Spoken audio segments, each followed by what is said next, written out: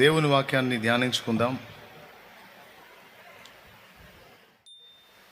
ఇప్పుడు ఇక ఏం పట్టించుకోవద్దు, దేవుని మాటల మీద మనసు పెడదాం, విందాం దేవుని వాక్యాన్ని. వినబోయే ముందు కొన్ని మాటలు చెప్పాలి. యేసు ప్రభువుని నమ్ముకుని క్రీస్తు పిల్లలుగా చలామణి అవుతున్న వాళ్ళల్లో రెండు తరగతుల మనుషులు ఉన్నారు. రెండు తరగతులకు చెందిన మనుషులు. చెమట పోస్తుంది, ఒక్కపోతగా ఉంది, తిక్క రేగుతుంది, నాకు కూడా తెలుసు, నాకు అట్నే ఉంది.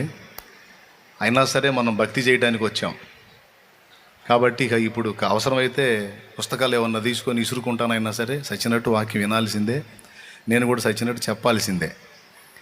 కాబట్టి మీరు ఎంత ఇసురుకున్నా ఎంత తుడుచుకున్నా నేనేం జాలిపడను, ఎందుకంటే నా మీద నేనే జాలిపడట్లా. ఇప్పటికే చొక్కా మొత్తం తడిసిపోయింది. కనబడుతుందిగా సాత్వికం, రైట్. కాబట్టి ఎవరి మీద ఎవరు జాలిపడేది లేదు, అందరి మీద జాలిపడి ఆయన ఎండ తగ్గించడం తప్ప చేయగలిగింది ఏం లేదు. హల్లెలూయా.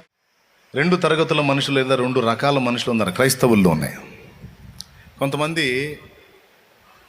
కాస్త ఆలోచించి అన్ని పరిశీలించి బైబిల్ని ఎరిగి మాట్లాడేవాళ్ళు, కొంతమంది వాళ్ళ పిచ్చి బుర్రకు తోచినట్టు మాట్లాడే పరిసయ్య జాతి ఒక జాతి ఉంది క్రైస్తవ్యంలోనే. వాడికి బైబిల్ తెలియదు, వాక్యం తెలియదు, ఏం లేదు, ముందు వెనక ఆలోచించడు, టపీమని ఏదో ఒకటి మాట్లాడతాడు, ఏదో ఒకటి వెల్లడి చేస్తాడు.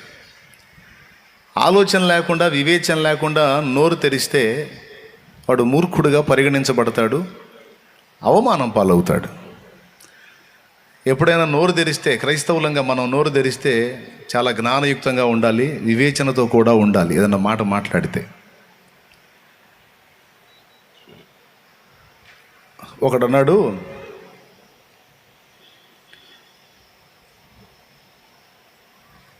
దానియేలు గ్రంథంలో ఇలా ఉంది కదా, దేవుడు భూలోకంలోని రాజులను నియమించేవాడు దేవుడు కదా, దేవుడు భూలోకంలో రాజుల్ని డిసైడ్ చేస్తాడు, ఎవరికి సింహాసనం ఇవ్వాలో ఎవరికి ప్రభుత్వాన్ని అప్పగించాలో ఇదంతా దేవుడే తన చేతుల్లో పెట్టుకొని ఉన్నాడు. ఆయన ఎవరిని రాజుని చేయాలనుకుంటే వాడిని చేస్తాడు, ఎవరిని సింహాసనం దించాలంటే వాడిని దించుతాడు అనే మాట దానియేలులో ఉంది.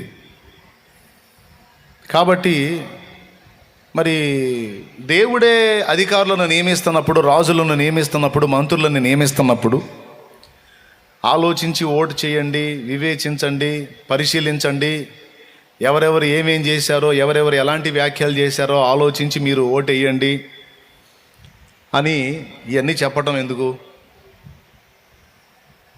అర్థమైందా? ఇవన్నీ చెప్పని అవసరం లేదు కదా. ఆలోచించి మనం ఓటు చేస్తే మనం అని డిసైడ్ చేసేది మనమా? డిసైడ్ చేసేది మంత్రుల్ని, అధికారుల్ని, రాజుల్ని మనమా డిసైడ్ చేసేది? దేవుడా? దేవుడైనప్పటికీ మనం ఎందుకు ఆలోచించాలి, మనం ఎందుకు పరిశీలించుకొని ఓటేయాలి, ఇలా చెయ్యమని మీరెందుకు చెప్పాలి అని ఒకడు అంటాడు. వాడిని పిచ్చోడు అందామా మంచోడు అందామా? ఇలా అనుకునేవాడిని పిచ్చోడు అందామా, సోదోడు అందామా, మంచోడు అందామా? అంటే శాలేమన్నను ఎవరో ఏదో అనుంటారని అనుకుంటారేమో, నన్ను ఎవరు అనలా, ఏం దేవుని కృప వల్ల. సరే, ఇంకొకళ్ళని అన్నారనుకోండి, మరొకళ్ళని అన్నారనుకోండి, వాళ్ళనైనా సరే నేను అడుగుతున్నా, మరి దేవుడే భూమి మీద రాజుల్ని, మంత్రుల్ని, అధికారుల్ని డిసైడ్ చేస్తున్నాడని ఉంది కదా, ఇక మనం ఓటేయటం ఎందుకు? Note this point. మనం ఇక ఓటేయటం ఎందుకు? అవసరం లేదుగా. మనం ఓటు వేయకపోయినా దేవుడు డిసైడ్ చేసుకుంటాడుగా. కుదిరిద్ది అట్లా? దేవుడు భూమి మీద ప్రభుత్వములు నియమిస్తున్నాడు, రాజుల్ని, అధికారులను ఏర్పరుస్తున్నాడు, మంత్రులను ఏర్పరుస్తున్నాడు, కాదని నేను అనట్లా. అయితే దేవుడు డిసైడ్ చేసేటప్పుడు భూమి మీద ఉన్న మనుషుల ఎంపికకు కూడా విలువిచ్చాడని మర్చిపోకూడదు. కొడితే గట్టిగా. భూమి మీద మనుషుల ఎంపిక అంటే ఎట్లనో తెలుసా? మనుషులే కోరుకుని మనుషులే స్వాగతించి మనుషులే స్పందించిన దానికి దేవుడు కూడా సపోర్ట్ చేస్తాడని మీరు ఎరుగుదురా? కానీ దానికి కూడా బైబిల్లో నిరూపణ ఉంది. భూరాజుల్ని మంత్రుల్ని దేవుడే డిసైడ్ చేస్తాడు. అయితే అందులో మానవుడి యొక్క ఆలోచన కూడా విలువనిస్తాడు అనే మాట మాత్రం మర్చిపోవద్దు. ఒకవేళ మన ఆలోచనతో, మన ఇష్టాలతో, మన ఎంపికలతో దేవునికి సంబంధం లేదనుకో, అప్పుడు దేవుడు మన స్వేచ్ఛను అడ్డగించినట్టు అయింది. ఇక మనకు స్వేచ్ఛ లేనట్టు అయింది. ఇక మన ఎంపికకు విలువ లేనట్టు అయింది. అవునా కాదా? మన ఎంపికకు విలువ ఇవ్వాలంటే మన ఆలోచనలు కూడా దేవుడు గమనించాలి. దీనికి నిరూపణగా సమూయేలు న్యాయాధిపతిగా ఇశ్రాయేలు జనాంగాన్ని నడిపిస్తున్న రోజుల్లో వాళ్ళందరూ కలిసి ఒకసారి సమూయేలు దగ్గరికి వచ్చారు. అయ్యా, నువ్వు పెద్దవాడివి అయిపోతున్నావు, నీ పిల్లలు ఉన్నారంటే వాళ్ళు నీ అంత నీతిమంతులు కాదు, నీలాగా వాళ్ళు యథార్థ హృదయం కలిగి లేరు. కాబట్టి సర్వలోక మర్యాద చొప్పున మిగిలిన లోకాల్లో ప్రజలకు రాజులు ఉన్నారు, మాకు మాత్రం న్యాయాధిపతులు ఉన్నారు కానీ రాజులు లేరు. కనుక దయచేసి మా కోసం ఒక రాజును నియమించండి అని వాళ్ళు కోరుకున్నారు. రాజును నియమించమని వాళ్ళు కోరినప్పుడు దేవుడు వాళ్ళ కోరికను తీర్చాడా లేదా? సమూయేలునే ఉంచాడా, సౌలుని ఏర్పరిచాడా? ఏమని చెప్పి ఏర్పరిచాడో తెలుసా? ఈ ప్రజలు సమూయేలుని న్యాయాధిపతిగా అడ్డం పెట్టి వీళ్ళని నేనే పరిపాలిస్తున్నా. సమూయేలు న్యాయాధిపతిగా ఉన్నప్పుడు ఇశ్రాయేలును ఏలతంది ఎవరో తెలుసా? ఒక శరీర సంబంధమైన మనుషుడైన రాజు కాదు, దేవుడే పరిపాలిస్తున్నాడు. సమూయేలు నాయకత్వం అంటే ఏంటో తెలుసా? సాక్షాత్తు దేవుని నాయకత్వం. ఎందుకంటే అతడు ప్రవక్త అయి ఉండెను. ప్రవక్త ప్రజల నేలటము అంటే దేవుడు పరిపాలించటమే. కానీ మనుషుల ఎంపిక ఎలాగుంది? మాకు నువ్వు కాదు, నీ పిల్లలు కాదు, మా కోసం మనుషుడైన ఒక రాజుని ఏర్పరచమన్నారు. అప్పుడు దేవుడు చెప్పాడు, మీ కోరిక తీరుస్తున్నానా? మీ పిచ్చి వదిలిస్తా, ఎలా వదిలించాలో అలా వదిలిస్తా, మీకు తగ్గోడిని ఏర్పాటు చేస్తానని వాళ్ళు కోరిన కోరిక మేరకు సమూయేలుని పక్కన పెట్టి, సమూయేలు సంతతిని కూడా పక్కన పెట్టి, ఇశ్రాయేలు బెన్యామీను గోత్రంలో నుంచి సౌలుని, కీషు కుమారుడైన సౌలుని వాళ్ళకి రాజుగా నియమించాడు. ఇక్కడ దేవుడు ప్రజల అభిప్రాయానికి, ప్రజల ఎంపికకి అవకాశం ఇచ్చాడా లేదా? న్యాయాధిపతిగా మాకు సమూయేలు కాదు, మాకు రాజు కావాలని వాళ్ళు కోరితే దేవుడు వాళ్ళ ఆలోచనకు సపోర్ట్ చేశాడు. అలాగే కొన్నిసార్లు వాళ్ళు మూర్ఖపు చేష్టలు చేసినప్పుడు కొంతమంది అన్య రాజుల చేతికి వీళ్ళని అప్పగించాడు. ఎందుకంటే వాళ్ళు దేవుని మీద తిరుగుబాటు చేసి దేవ వ్యతిరేకమైనటువంటి అన్యుల యొక్క కార్యక్రమాల్లోకి వాళ్ళు పాలు పంపులు పొందేసరికి, అట్లయితే వాళ్ళకే దాసులుగా పొండి అని అన్య రాజుల చేతికి ఇశ్రాయేలును అప్పగించిన చరిత్ర మస్తు సార్లు మనం చూడొచ్చు. నేను చెప్పింది ఏమన్నా మర్మమా, స్పష్టంగానే ఉందా? స్పష్టంగా ఉందా లేదా?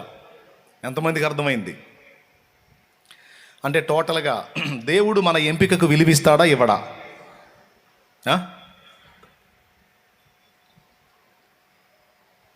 ఖచ్చితంగా ఇస్తాడు, ఇచ్చాడు కూడా.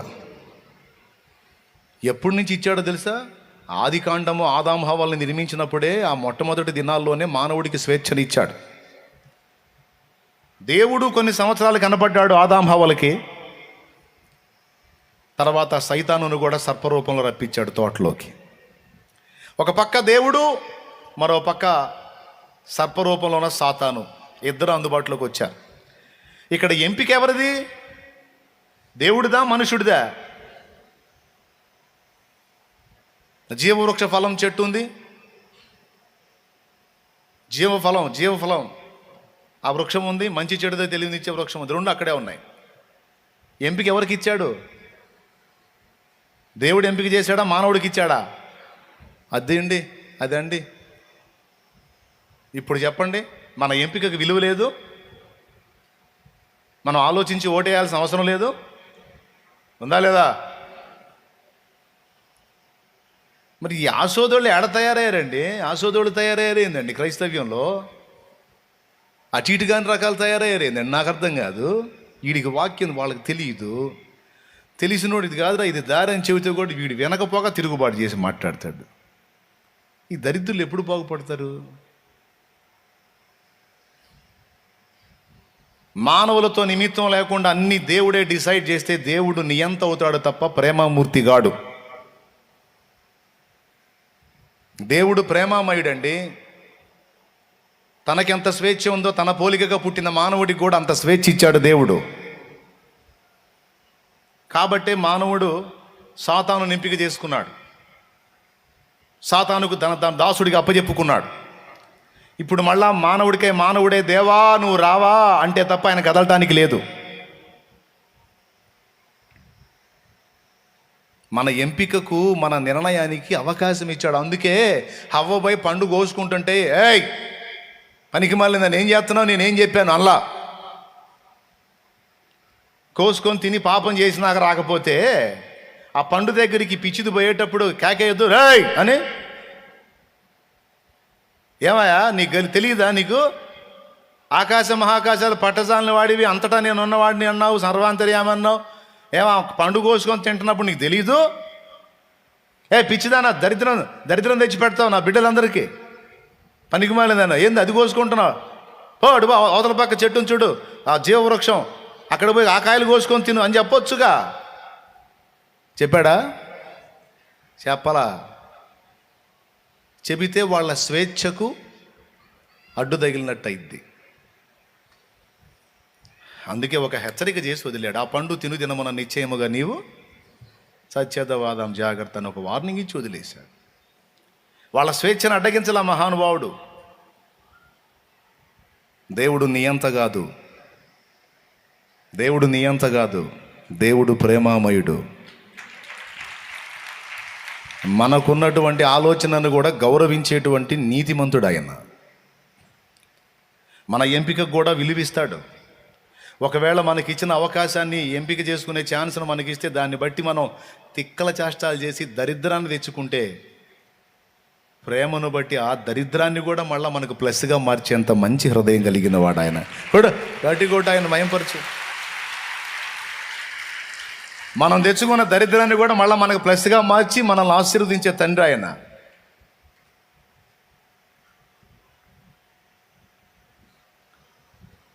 పండు తిన్నారు, ఇద్దరు కోసుకొని తిన్నారు. తిన్న తర్వాత వాళ్ళని ఉంచాడా పంపించాడా బయటికి? ఎందుకు పంపించాడో తెలుసా? వాళ్ళు కానీ ఇంకా తోటలోనే ఉంటే ఈ పాపం చేసి ఈ మంచి చెడులో తెలివినిచ్చే పండు తిన్నారు కదా, ఆజ్ఞ మీరి పాపం చేశారు కదా, ఈ పాప శరీరాలు ఇప్పుడు ఆ శరీరాల్లో ఏమొచ్చింది? పాపం వచ్చింది. ఇప్పుడు ఈ శరీరాలు పోయి ఆ జీవవృక్ష ఫలం కోసుకొని తిన్నారనుకో, ఇక పాపులుగానే నిత్యత్వం అంతా బతకాలి. అంటే పాప ఫలితం నానా రకాల శ్రమలు, వేదనలు, జబ్బులు, బాధలు, ఏడుపు, దుఃఖం, యావత్తు దరిద్రం పాపంలో ఉంది. ఆ పాప శరీరంతో ఇప్పుడు పోయి జీవవృక్ష ఫలం కోసుకొని తింటే సావరో, నిరంతరం బతికే ఉంటారు, కానీ శాపాలు అనుభవిస్తూ బతుకుతారు. అందుకని అది కోసుకొని తినకుండా వాళ్ళని అర్జెంటుగా ముందు బయటికి వెళ్ళగొట్టాడు. బయటికి వెళ్ళగొట్టి ఆ చెట్టు దగ్గరికి రాకుండా ఖడ్గజ్వాలను కాపలా పెట్టాడు, కెరూబులను కాపలా పెట్టాడు. ఎందుకు? తింటే పాపులుగానే నిరంతరం బతుకుతారు. కాబట్టి ఇప్పుడు ఏం చేయాలా? ఆ పాప శరీరాలు మరణించి మహిమ శరీరాలు రావాలి. ఆ మహిమ శరీరాలు నిరంతరం నాతో ఉండునట్లు ఆ పాపానికి ప్రాయశ్చిత్తంగా నా కుమారుడి యజ్ఞం జరగాలి. ఇప్పుడు ఈ పాప శరీరాలు మహిమ శరీరాలుగా మారి దేవుని దగ్గర ఉండాలంటే ఆ పాపానికి ప్రాయశ్చిత్తంగా తన కుమారుడి రక్తాన్ని చూపించి పాపానికి ప్రాయశ్చిత్తం చేసి ఇప్పుడు మళ్ళీ మనకి మహిమ శరీరాలు ఇచ్చి ఈ మహిమ శరీరాలతో నిరంతరం ఆయన దగ్గర ఉంచుకోవడానికి ప్లాన్ చేశాడు. అది ఇప్పుడు స్కెచ్. అది ఇన్ని బాధలు ఎందుకయా నీకు పెద్ద ఆయన? అసలు ఇన్ని బాధలు ఎందుకు? ఆమె పోయి ఆ పండు కోసుకోవడానికి వినడు రే అంటే బాదు. ఇప్పుడు సౌండ్ని మీరు ఏమైనా అదురుకున్నట్టు అదురుకొని వెనక బరిగెత్తేదిగా. అన్నాడా? అన్నాడా? శుభ్రంగా తినటమే కాదు, ఆమె తినటమే కాదు, వాళ్ళ ఆయన కూడా ఇచ్చి ఇస్తుందా లేదా, ఆయన తింటాడా లేదా, అన్నీ చూస్తున్నాడు అక్కడ. దీన్ని బట్టి ఏమర్థమవుతుందంటే ఆదికాండం నుంచి కూడా ప్రకటన గ్రంథం వరకు దేవుడు మానవులకు స్వేచ్ఛనిచ్చి వారి ఎంపికలకు కూడా అవకాశం ఇచ్చాడు. అబ్రహాము, లోతేమో సొదొమను ఆశించి ఎంపిక చేసుకున్నాడు. అబ్రహామేమో దేవుడు చెప్పిన క్రమంలో నిలబడిపోయాడు. అబ్రహాం కనాన్లో ఉన్నాడు, లోతేమో సొదొమను తట్టుపోయాడు. ఎంపిక, నిర్ణయం. మన నిర్ణయాలని, మన ఎంపికల్ని దేవుడు అడ్డగించడు. ఒకవేళ మనం ప్రార్థన చేస్తే, దేవా నేనేదో పెద్ద తెలివిగలదాన్ని బిల్డప్పే కానీ ఇక్కడ బుస్సు ఏం లేదు, మనదంతా సోదేవారం తండ్రి, నాదంతా సోదేవారం, ఓసారి మూర్ఖంగా పెడగా ఇట్ట పోతా ఉంటాను, పెడగా లాగా ఒకటి పీకు, ఎందుకంటే నా మీద పూర్తి హక్కు, బాధ్యత, పెత్తనం నీకు అప్పచెప్పుకుంటున్నా. మొండి కోడెదూడలాగా ఎగురుకుంటా పెడగా పోతుంటా, లాగి పీకి ఒకటి దారిలో పెట్టయ్యా. తెలిసి కొన్నిసార్లు గుడ్డి చేష్టాలు చేయబోతా, గుడ్డితనంగా అడుగులు వేయబోతా, తిక్కల తెలివి నా సరైనది కాదు. కాబట్టి నేను రోజు నీకు అప్పచెప్పుకుంటున్నా, నా చిత్తము కాదు నీ చిత్తమే నా ఎడల జరుగుగాక అని అప్పచెప్పుకుంటే, అలా అని ప్రార్థన చేస్తే, ఏ రోజుకి ఆ రోజు అప్పచెప్పుకుంటే అప్పుడు బ్యాలెన్స్ చేస్తాడు. అప్పుడు నువ్వు అడగటానికి లేదు, ప్రభువా నేను అలా అనుకుంటే ఇలా చేసావు ఏంటంటే, నువ్వేగా నీ చిత్తం చొప్పున నడిపించమన్నావు, నోరుమయ్య అంటాడు. ఏమన్నా అర్థమైందా? మనకై మనం ఏ రోజుకి ఆ రోజు అప్పచెప్పుకోవాలయ్యా, ఈరోజు స్టార్ట్ అవుతుంది, నాకు ఏం చేస్తానో, ఎటు పోతానో, ఏడబోయి పడతానో నాదంతా తెలివి. కాబట్టి ఇక నా ఆలోచన కాదయ్యా, నా ఎంపికలు కాదు, ఇప్పటిదాకా నా ఎంపికలు చేసి నా బతికిట్ట తగలబడింది, ఇక నా ఎంపిక కాదు నాయన, నీ చిత్తమే. ఏది మంచిదో, ఏది చెడ్డదో, ఏది మేలో, ఏది కీడో నీకు తెలుసు, కాబట్టి నీ ఆలోచన చొప్పున నన్ను నడిపించు అని ప్రభువైన యేసు భూమి మీద ఉన్నప్పుడు తన చిత్తమును తండ్రి చేతికి అప్పజెప్పినట్టు మనం కూడా అప్పజెప్పుకుంటే యేసయ్యను తండ్రి నడిపించినట్టు మనల్ని కూడా నడిపిస్తాడు. ఇక్కడ మన ఎంపికకు దేవుడు విలువిస్తున్నాడు అన్న సంగతి మర్చిపోవద్దు. మన ఎంపికకు, మన ఆలోచనకు, మన అభిప్రాయాలకు దేవుడు విలువిస్తున్నాడని మర్చిపోవద్దు. వాటిని గౌరవిస్తున్నాడని మర్చిపోవద్దు. దీన్ని బట్టి రాజుల్ని, మంత్రుల్ని, అధికారుల్ని ఎన్నుకునే విషయంలో కూడా మరి ఇంకా భారతదేశ చట్టం వచ్చేటప్పటికి ఇంకా మనకి ఇంకా ఎట్లుందో తెలుసా? ఇక్కడైతే ప్రజాస్వామ్యం, ప్రజలే స్వామి. ప్రజాస్వామ్యం అంటే అది, ప్రజలే రాజు. కాబట్టి మనకు రాజులు లేరు, అంతా మంత్రులే. ప్రధానమంత్రి అయినా, ముఖ్యమంత్రి అయినా, ఏ మంత్రి అయినా సరే అందరూ మంత్రులే. చూడండి, మనకు రాజు లేడు చూడండి. మరి రాజు ఎవరు? అందరూ మంత్రులే. రాజు ఏరి అంటే ప్రజలే రాజు. ఇండియా చట్టం, ఇండియా గవర్నమెంట్ అది, ఇండియా పరిపాలన విధానం అది. ఇక్కడ ప్రజలే ఎంపిక చేసుకుంటారు మంత్రుల్ని. అంటే ప్రజ రాజు ఓట్తో, నువ్వు మంత్రివి, నాకు నువ్వు మంత్రివి. మరి మంత్రులందరూ కూడా, అధికారులందరూ కూడా మనకు సర్వెంట్స్. అందరూ నోరు తెరిచి చెప్పండి, మనం ఎన్నుకుంటున్న వారందరూ కూడా ఎవరు మనకి? సర్వెంట్స్. అంటే సేవకులు. మరి రాజు ఎవరు? కామన్ మ్యాన్, సామాన్యుడు రాజు. మనమే రాజు. రేపు 13వ తారీఖు హక్కు ఇస్తాం, డిసైడ్ చేస్తాం అన్నమాట. ఇదిగో 5 ఏళ్ళు నువ్వు మాకు సర్వీస్ చేయి, ఇదిగో నేను ఎన్నుకుంటున్నావు, ఒక 5 years మళ్ళా మాకు, ఇప్పటిదాకా నువ్వు సర్వీస్ చేసావు, లేకపోతే ఇదిగో ఫలానోళ్ళు చేశారు, ఇదిగో మళ్ళా మేము ఎన్నుకుంటున్నాం ఓటింగ్ ద్వారా.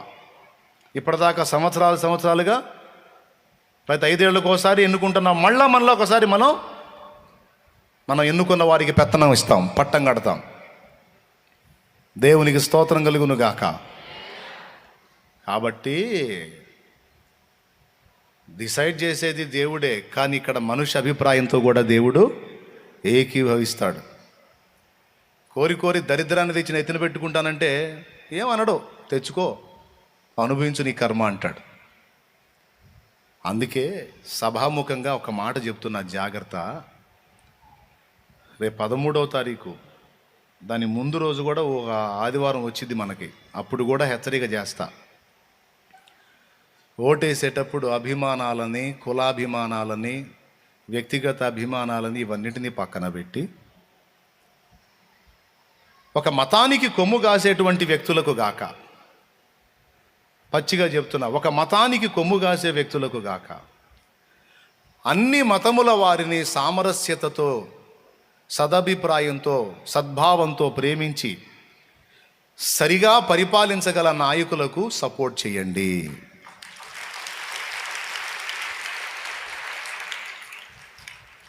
ఇంకేం చెప్పాలి? ఇందులో మళ్ళీ నువ్వు ఫలానా వాళ్ళకి ఏమన్నావు, ఫలానా వాళ్ళకి ఏమనంటే ముఖం చట్నీ అయిపోయింది. ఎవడన్నా సరే ముఖం ఏమైంది?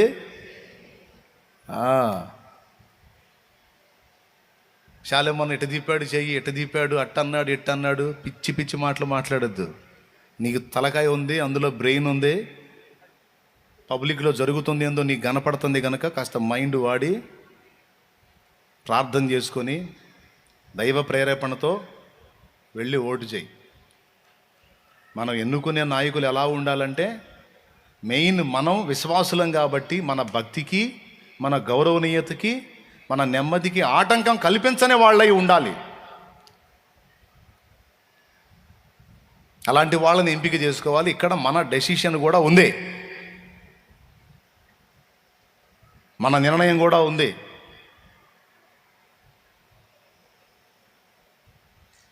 మనకు అన్యాయం జరుగుతుందనుకో, మన ఎవడు పట్టించుకోవట్లేదు అనుకో, అవసరమైతే మనం కూడా పోటీ చేయాల్సి వచ్చింది,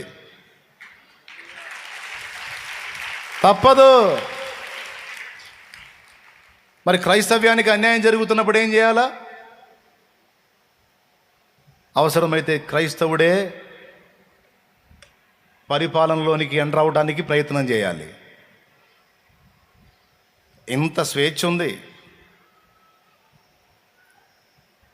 దావీదు దేవుని చిత్తానుసారమైన మనసు గలవాడు అండ్ రాజు అని మర్చిపోవద్దు. రాజు అంటే పరిపాలించాడు. ఈ అతివాదులు కొంతమంది బయలుదేరారు, క్రైస్తవ్యులు అతివాదులు. వాడికి తెలియదు, వాక్యం తెలియదు, సావదు, నోరుంది, లట వాగుతూ ఉంటాడు. ఇట్లాంటి పిచ్చోళ్ళ విషయంలో జాగ్రత్తగా ఉండండి. ఒక మాట మాట్లాడితే నోరు తెరిచి అది లేఖనం సపోర్ట్ చేయాలా, వినేవాడికి వివేచన కూడా కరెక్టే కదా అనిపించాలా. కాబట్టి నేను ఒక్కటే మాట మీకు స్టేట్మెంట్ ఇస్తున్నా. ఒక మతానికి కొమ్ము కాసేటువంటి పరిస్థితుల్లో ఒక మతమే, దాన్నే గౌరవించి, దాన్నే హైలైట్ చేసి, దాన్నే కనపరిచి భారత రాజ్యాంగం ఇచ్చిన స్వేచ్ఛను హరించేదానికి ఆలోచన చేసే ఏ ఒక్కడిని కూడా అధికార పీఠం ఎక్కనివ్వకూడదు. అందరూ సమానం. హిందూ, ముస్లిం, క్రిస్టియన్, బౌద్ధ, సిక్కు ఎవడైతే ఇండియాలో ఉన్నాడో, భారతదేశం భిన్నత్వంలో ఏకత్వం అని జనరంజకంగా అందరికి సమన్యాయం అన్నవాడే అధికార పీఠం ఎక్కాలని గుర్తుపెట్టుకోండి. ఇంకా ఏమన్నా చెప్పాలా? అంతవరకే హద్దు నాది, ఇంకా అంత మించి దాటి రాకూడదు ముందుకి. ఈరోజు చెప్పాను, మళ్ళా చెబుతా, అవసరమైతే జాగ్రత్త. ఓట్ చేసేటప్పుడు మాత్రం తప్పకుండా మన ఎంపికకు దేవుడు అవకాశం ఇస్తాడు. కొరివితో తలగొక్కున్నా నువ్వే, లేకపోతే చక్కని చల్లని ఐస్ గడ్డని ఎత్తిన పెట్టుకున్నా నువ్వు పెట్టుకుంటానంటే దేవుడు ఆనందంగా సరేపా అంటాడు. హల్లెలూయా. ఇంతవరకు అర్థమైందిగా మీకు? వదిలేసేయండి. అంటే ఈ ఆలోచనను పక్కన పెట్టండి అని అంటున్నా. నీ మనసులోనే ఒక పక్కన పెట్టు. దీని గురించి ఏ సేవకుడు ఏమన్నాడో నాకు అనవసరం. నేను మాత్రం స్పందిస్తానే ఉంటా. ఏ సమయానికి ఆ సమయం అవసరమైనటువంటి మాటలు దేవుడు నా నోటికి అందిస్తాడు, నేను మాట్లాడతా. దాన్ని బట్టి మీరు ప్రయాణం చేయండి. ఇప్పుడు వాక్యం. ఫైనల్గా మీకు అర్థమైందిగా, దేవుడే డిసైడ్ చేసేసి మన ఎత్తున వేసేస్తాడా, లేకపోతే మన ఎంపికకు కూడా అవకాశం ఇస్తాడా? నోరు తెరిచి చెబితే సంతోషిస్తాం. మన ఎంపికకు కూడా అమ్మా వినపట్లేదా? స్పీకర్ పోయిందంట బాయ్. వినిపిస్తా, ఆగు, నేను వదిలిపెట్టను. మీకు వినపడిన దాకా చెబుతా. ఓ వస్తుందా? వచ్చినప్పుడు చెప్పండి. ఇట్లా మంచినీళ్ళు అయినప్పుడు పెడతామే, అట్లా పెట్టండి.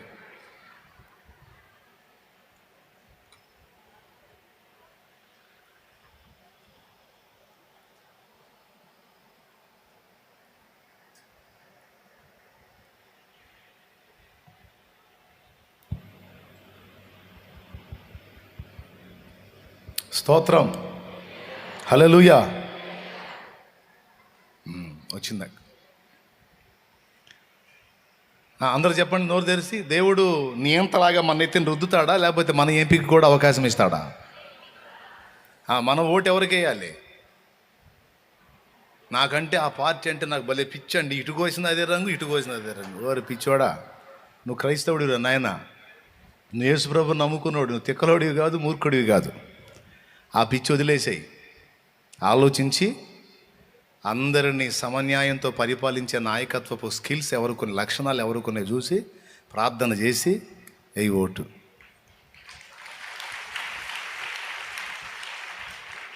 సమూయేలు మొదటి గ్రంథము 13వ అధ్యాయము 14వ వచనం. సమూయేలు మొదటి గ్రంథము 13వ అధ్యాయము 14వ వచనం. యెహోవా తన చిత్తానుసారమైన మనస్సు గల ఒకని కనుగొని ఉన్నాడు.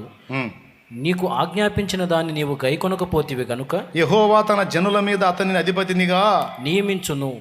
చాలు, చిన్న మాట ప్రార్థన చేసుకొని ఇక చకా 2 ముక్కలు చెప్పేసుకొని వెళ్ళిపోదాం. ప్రేమ కలిగిన మా మహాపరిశుద్ధ తండ్రి, ఘనుడవగు దేవా, నీకు స్తోత్రము.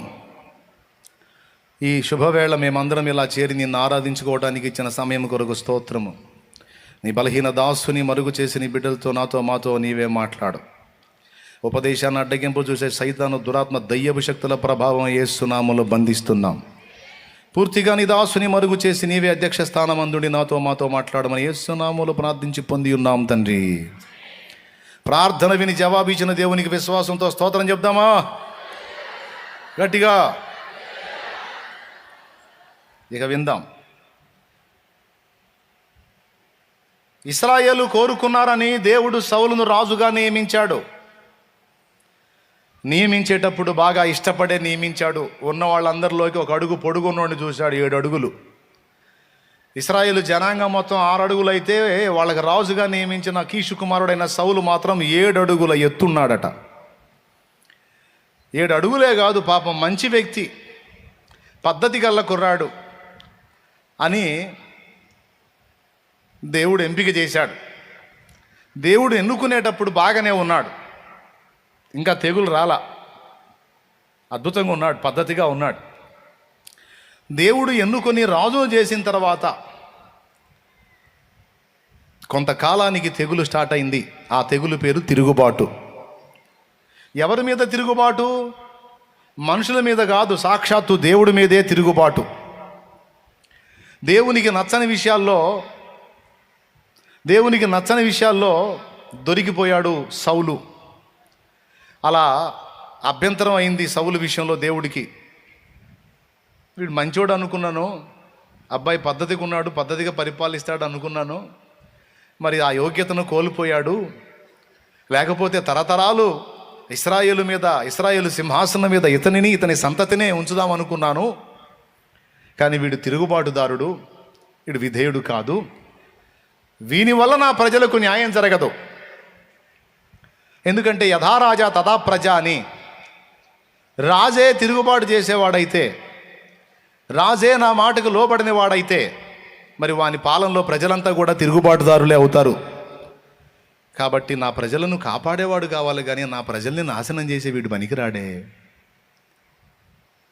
మరి ఎవరు నా ప్రజలకు నా భక్తిని నేర్పి, ఆత్మీయతను నేర్పి, నాకు ఎలా లోబడాలో నేర్పి, అందరినీ నాకు అనుసంధానం చేసేటువంటి వ్యక్తి ఎక్కడున్నారు ఇశ్రాయేల్లో అట. దూతలు అడుగుంటారు, దేవా నీ ప్రజలని నువ్వు ఏర్పరచుకున్న అబ్రహాము సంతతి అయినటువంటి ఇశ్రాయేలు ప్రజల మీద మరి సౌలును నియమించావు, సౌలేమో తిరుగుబాటుదారుడయ్యాడు. నువ్వు ఏర్పరిచిన మొదటి రాజే రివర్స్ గేర్ వేశాడు.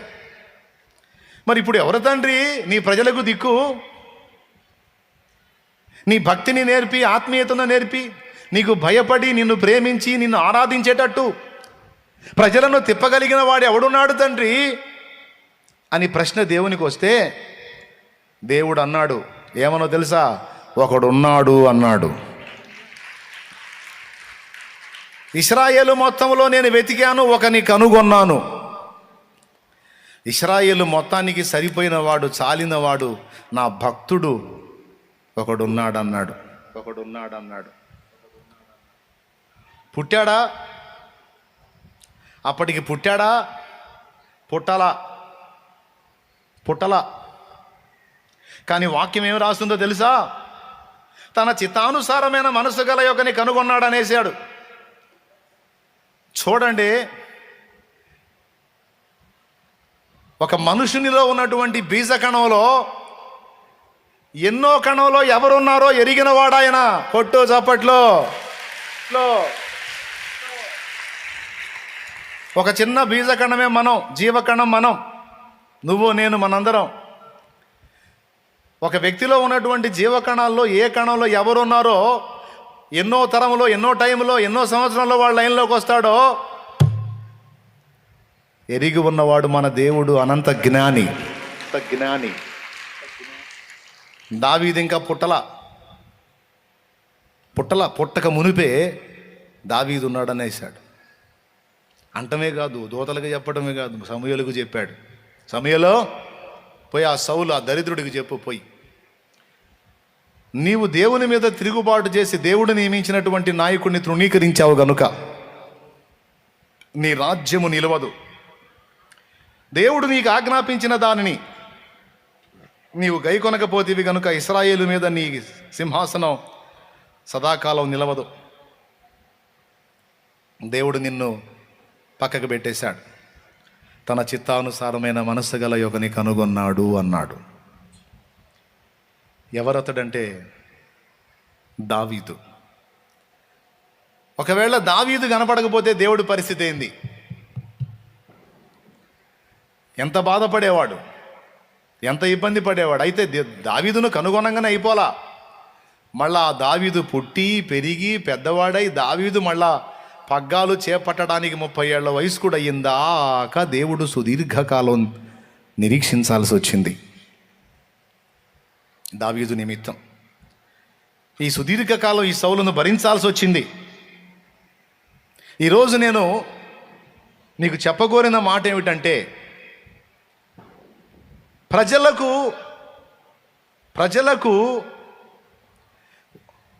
ఒక నిరీక్షణలాగా దేవునికి కూడా ఒక నిరీక్షణ కలిగించినట్లు భక్తులు ఉన్నారంటే ఎంత ఆశ్చర్యం అండి. నేను అది తలుచుకున్నప్పుడు నాకు రోమాలు కదులుతాయి చూడండి. అట్లా అనిపించింది నా హృదయంలో. ఆ పాయింట్ని సరిగ్గా అభివర్ణించుకుంటే అంతే అయ్యిద్ది మన మనసుకు కూడా. దూతలు అడిగితే దేవా ఎవరున్నారు అంటే లేదు ఉన్నాడు. తర్వాత ఆ కుర్రోడు పుట్టి కాస్త ప్రాయంలోనికి వచ్చి లైన్లోకి వచ్చి గొర్రెలు కాస్తా ఉన్న టైంలో దేవా ఎవరో ఉన్నారంటివి కదయ్యా, ఎప్పుడు మరి అతడు లైన్లోకి వచ్చేది? వస్తాడు, ఉన్నాడు, రెడీ అవుతున్నాడు, ఆరాధిస్తున్నాడు, నన్ను కలుసుకుంటున్నాడు, నా ధ్యాసలో ఉన్నాడు, నా ఆలోచనలో ఉన్నాడు, నా తలంపుల్లో ఉన్నాడు. వానికి నేనంటే చాలా చాలా చాలా చాలా చాలా చాలా ఇష్టం. అతడు నన్ను ఎరిగినవాడు, నా మనస్సును ఎరిగినవాడు, నా హృదయాన్ని ఎరిగినవాడు, నా ఆలోచనలను ఎరిగినవాడని దేవుడు ఒక మనిషిని గురించి మాట్లాడటం ఏందండి? ఒక గొప్ప ఇప్పుడు మూవీస్లో ఒక హీరోని వెలివేట్ చేస్తాడు చూడు. మనం వాస్తవంగా దేవుడిని అలా హైలైట్ చేసుకోవాలి. కానీ దేవుడు ఒక మనిషిని అలా హైలైట్ చేస్తున్నాడు చూడండి. ఎంత ధన్యత కదా. దానికి పూర్తి రూపం ఎప్పుడు ఇచ్చాడంటే సమూయేలు దగ్గర ఇచ్చాడు. సమూయేలు, బెత్లెహేం వెళ్ళు, యెషయి కుమారులలో ఒకరిని నేను ఇశ్రాయేలు మీద రాజుగా డిసైడ్ చేశాను. నువ్వు కొమ్మును తైలంతో నింపి పొయ్యి అతని దగ్గరికి వెళ్ళి అతని తల మీద పోయమన్నాడు. నువ్వు బెత్లెహేం పోయి అతని తల మీద తైలం పోయి. పెద్దోడిని ఈయన పోయాడు, బెత్లెహేం పోయాడు. పోయి అడుగు, ఇంకను కడసారి వాడు ఉన్నాడు, అడుగు. యెషయి, నా ముందుకు వచ్చిన వాళ్ళేనా నీ కుమారులు, ఇంకా ఉన్నారా? ఇంకా ఒకడు ఉన్నాడు, వాడు కడసారి వాడు, అయినా వాడు బాలుడు. అందుకని వాడిని గొర్రెలకు పంపించానండి. వాడు ఈ రాజులు, యుద్ధాలు, ఈ కొట్లాట్లు ఇవన్నీ తెలియవు. ఆ తంత్రి వాయిద్యం తీసుకుంటాడు, ఆ గొర్రెలకు పోతాడు, వాయించుకుంటా పాటలు పాడుకుంటూ ఉంటాడు. వాడు పాటలు పిచ్చోడు. ఏం పిచ్చోడు వాడు? పాటలు పిచ్చోడు. వాడు పిల్లోడండి, వాడు ఇంకా వయసు రాలేదు, చిన్నాడు. మళ్ళీ వాడు, అయ్యా నువ్వు పిలిపించవయ్యా, నువ్వు కుమారులందరినీ సిద్ధపరిచి నా ముందు నిలబెట్టవయ్యా అంటే గొర్రెలకు బర్రెలకు పోయాడు అంటావే, పిల్ల. కబురు పోయింది, రేయ్ నాన్న నిన్ను పిలుచుకొని రమ్మంటున్నాడు, నీకోసం ప్రవక్త వచ్చాడు, ఆ గొర్రెల్ని అక్కడ పెట్టేసి అప్పచెప్పేసి వచ్చేసాయి. వచ్చాడు, పరుగున వచ్చాడు. నా కోసం మనిషి రావటం ఏంటి, నా కోసం ప్రవక్త రావటం ఏమిటి, అంతమంది ఆనలో ఉండంగా నేనేం తప్పు చేశాను, నేనేం తేడా పడ్డాను అనుకుంటూ వచ్చాడు. అదిగో దేవుడు చూపిస్తున్నాడు, అదిగో వస్తున్నాడు చూడు నేను కోరుకున్నవాడు.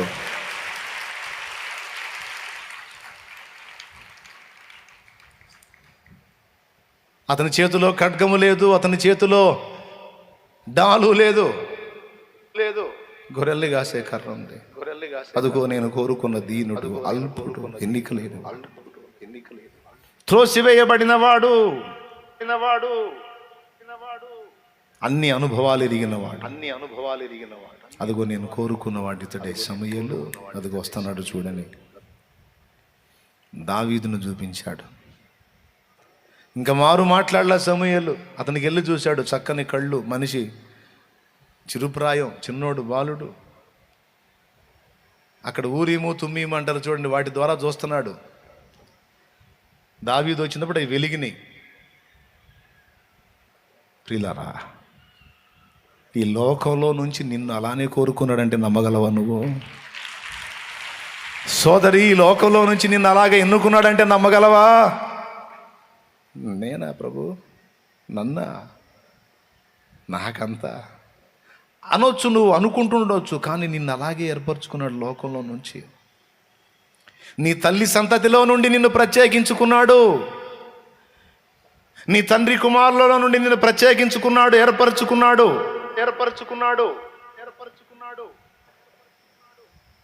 ఎంత అద్భుతమైన విషయం ఇది.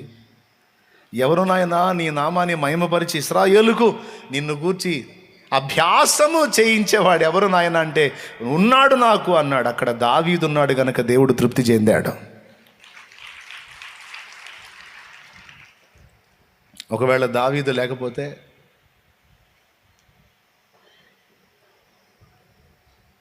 ఫలానా ఊర్లో పరిచర్య, ఫలానా ఊర్లో ప్రజలంతా నశించిపోతున్నారు, ప్రభువా ఆ ఊరి పరిస్థితి ఏమిటి అంటే దేవుడు నిన్ను గురించి చెప్పగలడా? భయపడకండి, ఉన్నాడు అక్కడ, నా కుమారుడు ఉన్నాడు, అక్కడ నా కుమార్తె ఉంది, అక్కడ ఉంది, నా బిడ్డ ఉంది అని అనగలడా? ఒక ప్రశ్న. ఆ ప్రాంతం పాడైపోతుంది అంటే అవును, అయినా నా బిడ్డ ఉంది అక్కడ, నా కుమారుడు ఉన్నాడు అక్కడ అని అనగలడా? ఎప్పుడు అంటాడు? ఆ స్థితిలో నిన్ను చూస్తే అంటాడు. సమాజం మీద దృష్టి కలిగి, సమాజ విషయంలో భారం కలిగి, సమాజాన్ని ప్రభావితం చేయాలన్న ఆరాటం కలిగి, సమాజం రక్షణ కోసం భారంతో మూలుగుతున్న నిన్ను చూసిన నాడు నిన్ను గూర్చి తన దూతలతో మాట్లాడతాడు. అదిగో ఆ సమాజం కోసం నా కుమార్తె ఉంది, ఆ సమాజం కోసం నా కుమారుడు ఉన్నాడని. నిత్య జీవానికి నిర్ణయించబడ్డ వాళ్ళందరినీ గ్యాదర్ చేయడానికి అక్కడ నేను ఏర్పరచుకున్న నా కుమార్తె ఉంది, నా కుమారుడు ఉన్నాడు. 318 మంది 4 రాజుల్ని వెంటబడి కొట్టారు. 318 మంది 4 రాజుల్ని వెంటబడి కొట్టారు. మొనలు తీర్చి యుద్ధం చేశారు, ఉరికిచ్చారు. కారణం, అక్కడ ఒక అబ్రహాం ఉన్నాడు.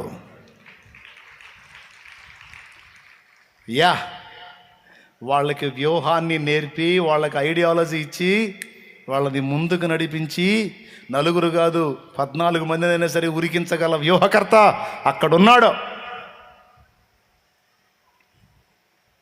318 మంది ధైర్యం ఏంటి? 318 మంది ఆపుట్రాలు, 318 మంది 4 రాజులు. వాళ్ళు ధరిమింది ఎంతమందిని? 4 రాజుల్ని. ఒక్కొక్కటి దగ్గర కనీసం 5,000 మంది సైన్యం అంటే తక్కువ.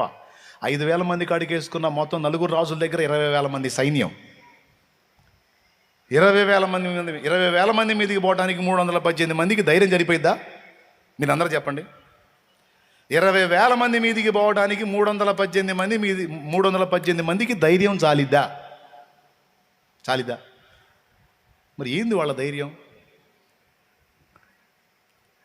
చెప్పనా? వాళ్ళ ధైర్యం, అబ్రహాం ఉన్నాడు.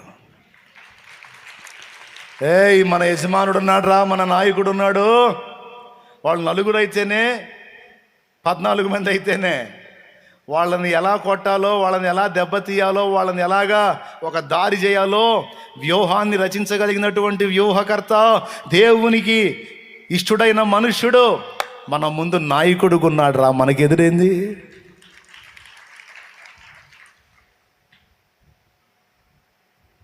విస్తారంగా ఉన్న అమాలేకీయుల మీదికి పోవడానికి ఇశ్రాయేలుకు ఎంత ధైర్యం, ఇశ్రాయేలు సైన్యానికి.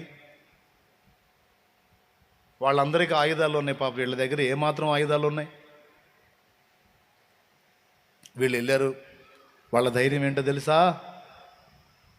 మనకు యుద్ధంలో వ్యూహాన్ని నేర్పడానికి యెహోషువ ఉన్నాడు, మన పక్షమున చేతులెత్తి మొర్ర పెట్టడానికి మోషే ఉన్నాడు. అది ధైర్యం. నీ కుటుంబం బయట సమాజం సంగతి సెకండ్ హాఫ్ తమ్ముడు. నీ ఫ్యామిలీ అనుకోగలిగిద్దా? మన కుటుంబానికి నీడ లాంటి వ్యక్తి, మన కుటుంబానికి దీపం లాంటి వ్యక్తి, ఇదిగో ఫలానా వాడు ఉన్నాడు, పెద్దోడు ఉన్నాడు, చిన్నోడు ఉన్నాడు, అమ్మాయి ఉంది, అబ్బాయి ఉందని నీ కుటుంబం అనుకోగలిగే స్థితిలో నువ్వు ఉన్నా? నేను చెబుతున్నాను, జీవితం అంటే అదే లైఫ్. జీవితం అంటే అదే. నీ కుటుంబం నిన్ను దీపంగా ఎంచగలిగిందా? నీ కుటుంబం మాకందరికీ కలిపి ఒకడు ఉన్నాడు. మేము పిచ్చోళ్ళం కావచ్చు, కానీ మాకు దేవుడిచ్చినటువంటి ఆశాజ్యోతి దీపం ఒకడున్నాడు. లేకపోతే దీపం వంటిది ఒక ఆమె ఉంది మాకు, మా కుటుంబాన్ని నిలబెట్టడానికి, వెలిగించడానికి సరిపోయిన మనిషి ఒకతున్నది మాకు అని చెప్పగలరా?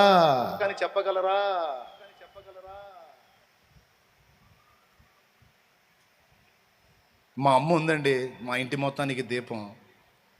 మా ఇంట్లో ఎవరికి ఏదైనా సరిపోయి దేవుని పాదాలు పట్టుకొని దేవుణ్ణి కదిలించి కార్యాలు సాధించడానికి భక్తి పరురాలు మా అమ్మ ఉందండి. మా నాన్నున్నాడండి, లేకపోతే మా అన్న ఉన్నాడండి, మా అక్క ఉందండి, లేకపోతే కుటుంబం అంతా కలిసి ఇదిగో మా బిడ్డ ఉన్నాడు. తోడుగా దేవుడు ఉన్నాడు, ఆమెకు తోడుగా దేవుడు ఉన్నాడు. మా ఇంట్లో కూడా దేవుని మనిషి ఒక ఆమె ఉంది, దేవుని మనిషి ఒకడు ఉన్నాడు, దైవజనుడు ఒకడు ఉన్నాడు, దైవజనురాలు ఒక మనిషి ఉందని అనిపించుకునే పొజిషన్ నీకుందా?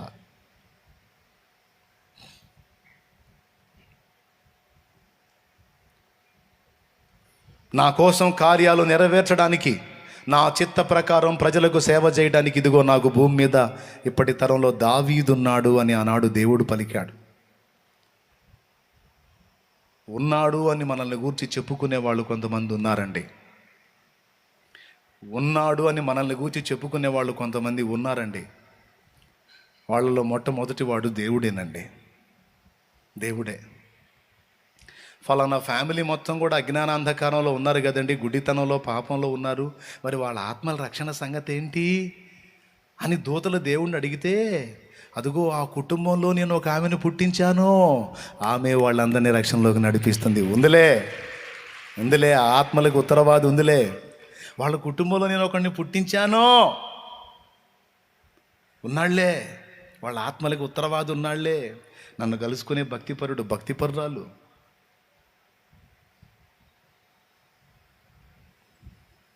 ఎంతమందికి అర్థమవుతుంది?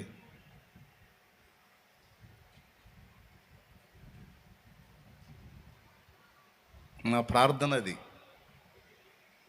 నా విజ్ఞాపన అది. నన్ను ఎందుకు పుట్టించావు? నన్ను భూమి మీద ఈ ఊర్లో పుట్టించినప్పుడు నీ కార్యం జరగకపోతే ఇక నా పుట్టుకకు అర్థమైంది, నేనుండి ప్రయోజనం ఏంది? నాకు తెలీదు. నా సమాజం కదలాలి. ఇప్పటికీ నా ప్రార్థన అదే. నా మీద శత్రువు ఎన్నో దాడులు, మానసికంగా, శారీరకంగా, ఆత్మీయంగా, అన్ని వైపుల నుంచి దాడులు. ఆ దెబ్బలు, గాయాలు ఒక పక్క తింటానే, మరో పక్క అయ్యా నా ప్రజల సంగతి ఏంటని దేవుని కాళ్ళు పట్టుకుంటున్నా. అయ్యా నా ప్రజల సంగతి ఏంటని ఆయన కాళ్ళు పెనేసుకొని ఉన్నా. నేను ఇప్పటికీ నా చేతులు ఆయన కాళ్ళు పట్టుకునే ఉన్నాయి. ఏమన్నా అర్థమవుతుందని నేను చెప్పేది? దేవుడు మాట్లాడుతున్నాడు ఈవేళ నీతో. అప్పులు, సమస్యలు, ఇరుకులు, ఇబ్బందులు అంటావా? నువ్వు దేవుని సంబంధివి కదా, నీకు అవి లెక్కగా ఉన్నాయా? నీకు అవి లెక్కలో ఉన్నాయా? ఇంకా నీకు అవి పెద్దవిగా ఉన్నాయా? ఇంకా అవి నీకు పెద్దవిగా ఉన్నాయి అంటే నువ్వు చాలా చిన్నగా ఉన్నావు అని అర్థం. నువ్వు పెద్ద అయ్యావనుకో, పెద్దవి కూడా నీకు చాలా చిన్నవి అయిపోతాయి బిడ్డ, చాలా చిన్నవి అయిపోతాయి. అసలు అవి కదిలించవు నిన్న. నువ్వు దేవుణ్ణి కలుసుకున్న దావీదువైతే నీ కుటుంబానికి నువ్వు దీపం. నువ్వు దేవుణ్ణి కలుసుకున్న ఎస్తేరు అయితే నీ జాతికి నువ్వు దీపం. ఇంతమంది ఆడపిల్లలు ఉంటే ఎవరినో ఒకళ్ళని పంపించవచ్చు కదా రాణి పోటీకి. తల్లిదండ్రి లేని దాన్ని నన్ను పంపిస్తున్నావేంటి అనలా. నేను పనికొస్తానా? ఎస్తేరు, నువ్వు దీనురాలి తల్లి, నువ్వు సాధిస్తావరా? నీకు ఆ వివేకం ఉందమ్మా. రూపానికి రూపం ఉంది, అంతకు మించిన జ్ఞానం ఉంది నీకు. నువ్వు సాధిస్తావు ఎస్తేరు. వెళ్తావా? నువ్వు ఎలా చెబితే అలా వింటాను. ఏం లేదమ్మా, ఇక్కడ అన్యులు, మనమా ఇక్కడ బానిసల్లాగా ఉన్నవాళ్ళం మనం. వాళ్ళు మన మీద పెత్తందారులు. దేవుడు దయచూపే ఒకవేళ నువ్వు రాణివైతివనుకో, మన ప్రజలకి కొంత భద్రత ఉంటుందమ్మా నిన్ను బట్టి. ఇస్తారు. మనం మన కోసం బతకూడదురా. చచ్చినా బతికినా మొట్టమొదట దేవుని కోసం బతకాలి, 2 ప్రజల కోసం బతకాలమ్మా మనం. Mordecai training. మనం దేవుని కోసం బతకాలి, 2 ప్రజల కోసం బతకాలమ్మా. ఇస్తారు. ఎల్లురా, ఆయన చిత్తం అయితే ఆయన నిన్ను ఓకే చేస్తాడు. వేద్దాం ఒక రాయి, ఏముందంట. ఒకవేళ వర్కౌట్ అయిందనుకో రాణివవుతావుగా. రాణివైతే మనకు కొంచెం అవకాశం ఉంటుంది కదా, ఆ దుర్మార్గులు మన మీద అటాక్ చేయకుండా. తప్పకుండా వెళ్తానంది, పోయింది, సాధించింది. అక్కడున్న అన్య జనాంగం మధ్యలో ఇశ్రాయేలు జాతికి రక్షణ ఎట్లు తండ్రి? దూతలు. ఉందిలే ఎస్తేరు, ఉన్నాళ్లే మొర్దెకై, ఉందిలే ఎస్తేరు. వాళ్ళు తిప్పుతారు ప్రజల్ని, వాళ్ళు సేవ్ చేస్తారులే, నేను ఏర్పరచుకున్నాలే. సృష్టికర్తకు ఒక భరోసాగా నీవు ఉండగలిగావా? నిన్ను బట్టి ఉన్నాళ్లే నా కుమారుడు అని ఆనందపడగలడా? ఇది ఈరోజు వర్తమానం. సృష్టికర్తగా ఆ తృప్తి ఉందా? ఉందిలే నా కుమార్తె, ఉన్నాళ్లే నా కుమారుడు. ఆ గ్రామానికి, ఆ కుటుంబానికి, ఆ బంధువర్గానికి, ఆ సమాజానికి, ఆ పట్టణానికి, ఆ జిల్లాకి, ఆ రాష్ట్రానికి దీపం వంటి నా కుమార్తె ఉన్నది, దీపం లాంటి నా కుమారుడు ఉన్నాడు అని దేవుడు అనుకోనగలిగే స్థితిలో నువ్వు ఉన్నావా? భక్తి చేస్తున్నావా? అంతంత మాత్రపు వాళ్ళని అంటాడా? బాగా డబ్బున్న వాళ్ళని అంటాడా? పెద్ద కులం వాళ్ళని అంటాడా? డబ్బులు గొప్ప, కులం గొప్ప, పర్సనాలిటీ గొప్ప, దేవుడికి గొప్ప? అదంతా చెత్త. దాన్ని బట్టి అన్నాడు ఉన్నాళ్లే అని. అదిగో లెగిస్తే పోయి ఆ గొర్రెల్ని కొండల్లో దోలి గాఢాంధకారపు లోయలలో నేను సంచరించిన ఏమొచ్చిందిరా?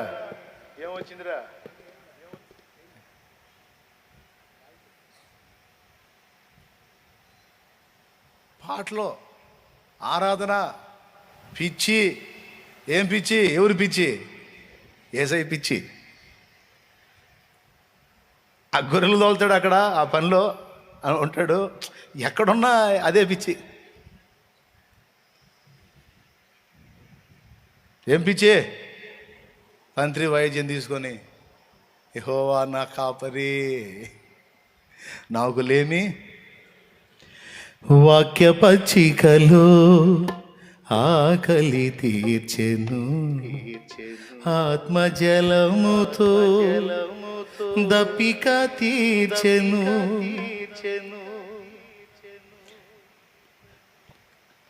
నా ప్రాణమునకు సేద తీర్చెను, నీతి మార్గములో నడిపించెను, యెహోవా నా కాపరి,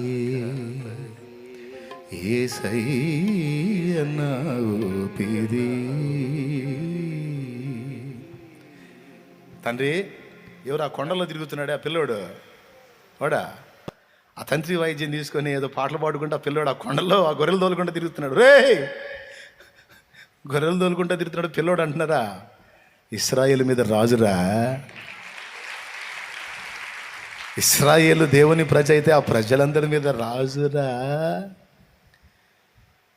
ఏమంత పర్సనాలిటీ కనపడట్లేదే, ఏమంత గనుడుగా కనపడట్లేదే. కనపడరా? దీనుడురా, దీనుల దేవుణ్ణిరా నేను. దీనుల దేవుణ్ణిరా. తన్ను తాను తృణీకరించుకొని నేను ఎంతటి వాడిని అనుకునేవాడి దేవుణ్ణిరా నేను. అదిగో చూడుపో, బాగా డబ్బున్నోడా, లేకపోతే పర్సనాలిటీ ఉన్నోడా, పెద్ద కులమోడా, చిన్న కులమోడా కాదు, నా భక్తుడురా సమాజాన్ని ప్రభావితం చేసేది. నా భక్తురా, నన్ను ప్రేమించువారు.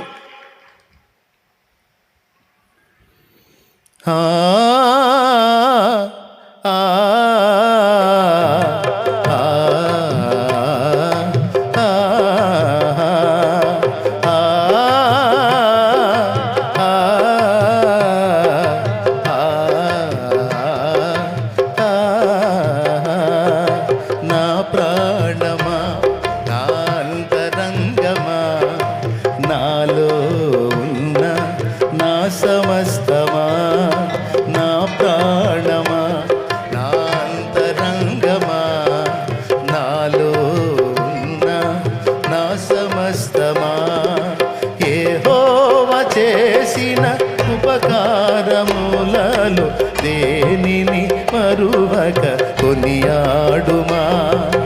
యెహోవా చేసిన ఉపకారములలో దేనిని మరువక కొనియాడుమా.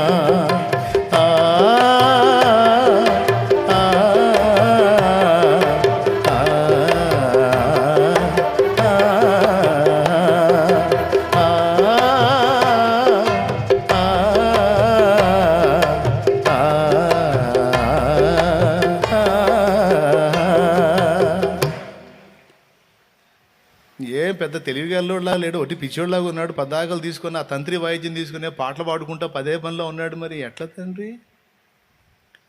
అట్లాంటోడే కదరా మనకు కావాల్సింది. భక్తుడే కదరా భక్తుల్ని తయారు చేసేది. ఆరాధకుడే కదరా నా ఆత్మీయతను ప్రజలకు నేర్పేది. ఆరాధకుడే కదా.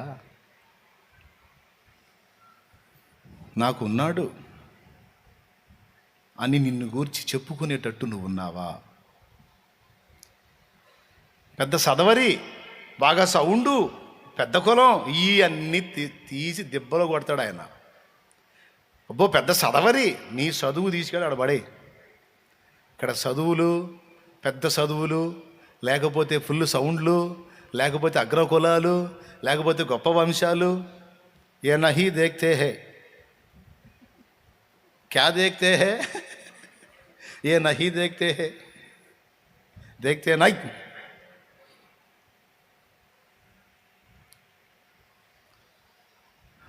భక్తులను వెతుక్కుంటాడు, ఆరాధకులను వెతుక్కుంటాడు, ఆత్మీయులను దేవులాడుకుంటాడు.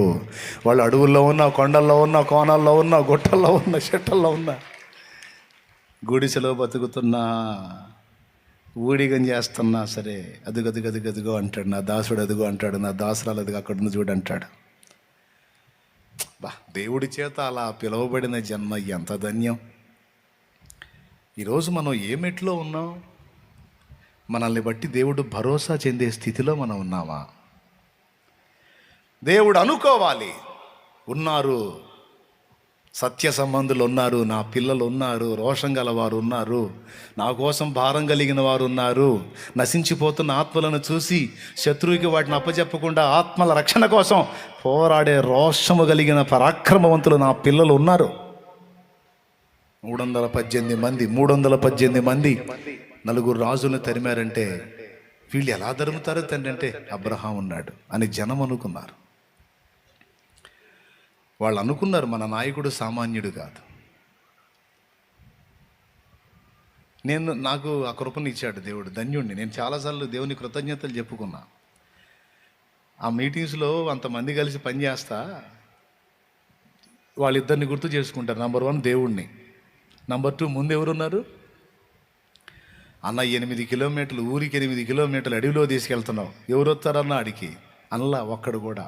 ఒకవేళ అనుకుంటే మనసులో అనుకున్నారేమో, కానీ వాళ్ళకి 2 తెలుసు. ఒకటి దేవుడు తెలుసు, రెండవది ఆయన నాకు తోడై ఉన్నాడని నన్ను ఎరుగుదురు, నాకు తోడై ఉన్న దేవుని ఎరుగుదురు. అరే అన్న పోతున్నాడు రా, అది అడవి కానీ, పొలం కానీ, వాగు కానీ, వంక కానీ, అన్న పోతున్నాడు రా, పదం పండి, ఆయనే ఉన్నాడు. వ్యూహరచన ఎలా చేయాలో దేవుడు ఆయన జ్ఞానం ఇస్తాడు, అన్న ఉన్నాడు పాండని. పిచ్చోళ్ళు దాకా నా వెంటబడి వచ్చారు, రండి జెండా నిలబెడదామంటే వచ్చి జెండా నిలబెట్టారు. ఏందన్న ఇది, ఏందన్న ఈ సౌళ్ళు ఈ పొలాల మీదుగా తీసుకొచ్చి, ఏంది ఇది, ఎవరన్నీ అడిగి వచ్చేదని ఒక్కడంలా. ఎందుకు? వాళ్ళకి తెలుసు యేసయ్య ఉన్నాడు, ఆయన ఏర్పరచుకున్న మా సేవకుడు ఉన్నాడు. హల్లెలూయా. యేసయ్య ఉన్నాడు, అన్న ఉన్నాడు. అన్న అడవిలో పోయి నల్లమల అడవిలో పోదామన్నా పోతాం, ఆడ కూడా పెడతాం అవసరం అయితే కోటం. దేవునికి స్తోత్రం. ధన్యుణ్ణి. బిడ్డలారా, మనం ఉన్నాము అనే భరోసా దేవునికి ఉండాలి. దేవునికి ఉండాలి. నా కుమార్తె ఉందిలే అని నిన్ను బట్టి అనుకునే స్థితిలో నువ్వు ఉన్నావా? సింపుల్ మెసేజ్ రా తల్లి, ఇంకా పెద్ద సుత్యం అవసరం లే. ఎక్కువ నీకు మ్యాటరు, జస్ట్ నీకు విషయం ఉంటే రోషం వచ్చింది. ఈరోజు సిగ్గు, శరం, రోషం 2-3 వస్తాయి. స్తోత్రం. బ్యాలెన్స్ అయిపోద్ది నీ మైండ్. నా కుమార్తె ఉందలే అనుకునేటట్టు ఉన్నావా లేకపోతే ఆమె పనికిరాదు అనే స్థితిలో ఉన్నావా? నిన్ను బట్టి దేవుడు భరోసా ఉంచేటట్టు.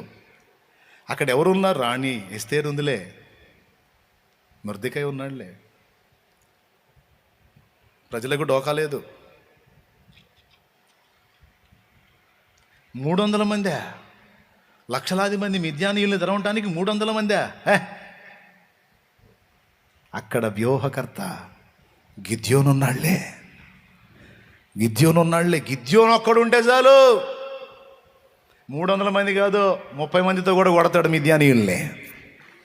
ఎందుకంటే గిద్యోనులకు దేవుడు తోడై ఉంటాడు, అబ్రహాములకు దేవుడు తోడై ఉంటాడు, మొర్దెకైలకు దేవుడు తోడై ఉంటాడు, ఎస్తేరులకు దేవుడు తోడై ఉంటాడు. ఎస్తేరు ఒంటరి కత్తె, అంతఃపురంలోకి అడుగు పెట్టినప్పుడు ఒంటరి కత్తె. దేవుడు తోడై ఉన్న ఎస్తేరు 127 సంస్థానాలకు రాణి. దేవుడు తోడై ఉంటే ఆ ఒక్కడిని ఆధారం చేసుకుందే. తను ఎరగని మనుషుల మధ్యలోకి వెళ్ళి ఆ పోటీలో నిలబడటానికి ఎవరిని ఆధారం చేసుకొని పోయింది? తన అందాన్నో, తెలివినో, జ్ఞానాన్నో, తన వారినో కాదో, నా దేవుడున్నాడు. నా దేవుడున్నాడు. నేను నా దేవుని కొరకు, ప్రజల కొరకు ఉన్నాను. ఆయనే చూసుకుంటాడు. ఆయన చిత్తం అయితే నా తండ్రి కోరినట్టు నన్ను రాణించేస్తాడు. నేను ఈ ప్రజలకు సేవ చేయాలనేది ఆయన సంకల్పం అయితే ఆయనే నాకు అవకాశం ఇస్తాడు. నా తండ్రి నాకు అవకాశం ఇస్తాడు అని అనుకుంటూ అంతఃపురంలోకి అడుగుపెట్టింది. ఆమెను చూసిన వాళ్ళందరికీ దయగలిగింది. ఎంత చండాలపోడు, ఎంత కర్కోటకుడు కూడా ఎస్తేరు మొహం చూడగానే, ఈ పిల్ల ఏందిరా ఒట్టి అమాయకురాల్లాగా ఉంది అని ఆమెను చూసిన వారందరికీ దయ పుట్టెను అని రాసుంది. చివరికి రాజు కూడా అయిపోయారు రాణి. దేవుడు ఇలా వెతుకుతాడు సోదరే, దేవుడు ఇలా వెతుకుతాడు తమ్ముడు. ఇది నేను చెప్పాలనుకుంది. అది నీ కుటుంబానికి సంబంధించి, బంధుజనావళికి సంబంధించి, నీ చుట్టూ ఉన్న నశించిపోతున్న ఆత్మలకు సంబంధించి, నీ సమాజానికి సంబంధించి, నీ గ్రామానికి, పట్టణానికి, నీ జిల్లాకి, నీ మండలానికి, నీ రాష్ట్రానికి సంబంధించి నా తండ్రి వెతుక్కుంటూ ఉంటాడు. ఎవరున్నారు, ఎవరున్నారు, ఎవరున్నారు, ఎవరున్నారు, ఎవరున్నారు. ఆశలు అడుగంటి వేసారిన బ్రతుకులకు ఆత్మీయత కరువై అలమటించు వారికి, ఆశలు అడుగంటి వేసారిన బ్రతుకులకు ఆత్మీయత కరువై అలమటించు వారికి ఉన్నదా ఆశలు తీర్చు తీరం, ఉన్నదా ఆత్మీయతలకు నిలయం, ఉన్నదా ఆశలు తీర్చు తీరం, ఉన్నదా ఆత్మీయతలకు నిలయం. ఆగా ఆగా ఆగా ఆగా అంతవరకే. మళ్ళీ పాట ఇంకేసాకి వెళ్ళిపోయింది. ఇప్పుడు ఈ చరణం వరకు మీకెళ్ళి చూపిస్తున్నాను నేను. ఉన్నారా? ఉన్నారా? ఎవరున్నారు నీ గ్రామానికి? ఎవడో వెంకట సుబ్బయ్య రావాలా, లేకపోతే నువ్వా? ఎవరున్నారు నీ ప్రజలకి? ఎవరున్నారు నీ కుటుంబానికి? ఎవరున్నారు దిక్కో? దేవుని ఆత్మీయతను నేర్పించడానికి ఎవరున్నారు? నీ కుటుంబానికి ఎవరున్నారు? దీపం నీ బజారుకి, నీ సమాజానికి, నీ ప్రదేశానికి, నీ ప్రజలకి ఎవరున్నారు? దీపం. దేవుడు కోరుతున్నాడు, నా కుమారి నువ్వే కావాలరా దీపం అంటున్నాడు ఈరోజు ఆయన. నా కుమారుడా, నేను నీ ప్రజలకు దీపంగా నిన్ను నిలబెట్టుకుంటాను. నా దేవుడు మాట్లాడుతున్నాడు ఈరోజు నీతో. నిన్ను ఎన్నుకున్నాను నాయన, నువ్వే దీపానివి, నువ్వే దీపానివిరా నా కుమారుడా. నాడు ఇశ్రాయేలుకు దావీదును ఎలాగ ఏర్పరచుకుని, ఇదిగో ఆ ప్రజలకు దీపం దేవుడు అన్నాడు, ప్రజలు అన్నారు, దావీదు కూడా అన్నాడు. నా దీపమును వెలిగించువాడవు నీవని దావీదు దేవుడిని అన్నాడు. ఇదిగో నా ప్రజలకు దీపం, దారి చూపే దిక్సూచి దావీదు దేవుడు అన్నాడు. ప్రజలేమన్నారు తెలుసా? ఇశ్రాయేలు ఒక యుద్ధంలో చేయలేక దావీదు సమస్యలితే ఇష్బీ బెనోబా అనేవాడు దావీదును చంపడానికి వస్తే అభిషై దావీదును ఆదుకొని వాడిని కొట్టి చంపుతాడు. ఆ తర్వాత ఇశ్రాయేలు మొత్తం వచ్చి అంటారు, ఇశ్రాయేలుకు దీపం వంటి వాడవైన నీవు ఇక యుద్ధము చేయవద్దు, మేం పోరాడతాం. అమ్మో దీపం వంటి వాడివి, నువ్వు ఆరిపోయావంటే అంధకారంలో ఉండాల్సి వచ్చింది అన్నారు. ఉంది బైబిల్లో ఆ మాట. అమ్మా, నీ ఇల్లు నిన్ను దీపంగా భావించిందిరా. అమ్మా, నువ్వు ఇంటికి దీపమేరా నువ్వు. అయ్యా, నీ ఇంటికి దీపం అయ్యావా నువ్వు? అమ్మా, అయ్యా, నీ ఇల్లు నిన్ను దీపంగానే భావిస్తుందా? మాకున్నాళ్లే అనే భరోసా ఉంచిందా? శాపంగా భావిస్తుందా? చెల్లి, నువ్వు దీపానివా శాపానివా? అయితే ఈరోజు పరివర్తన చెందాలి. ఏమన్నా తేడాలు ఉన్నా కూడా బ్యాలెన్స్ చేసుకొని ఈరోజు నీ దృష్టి మారాలి. నాతో ఇది మాట్లాడాడు దేవుడు. రేయ్, బతికేది 4 రోజులు, దీపంలాగా బతకాలరా.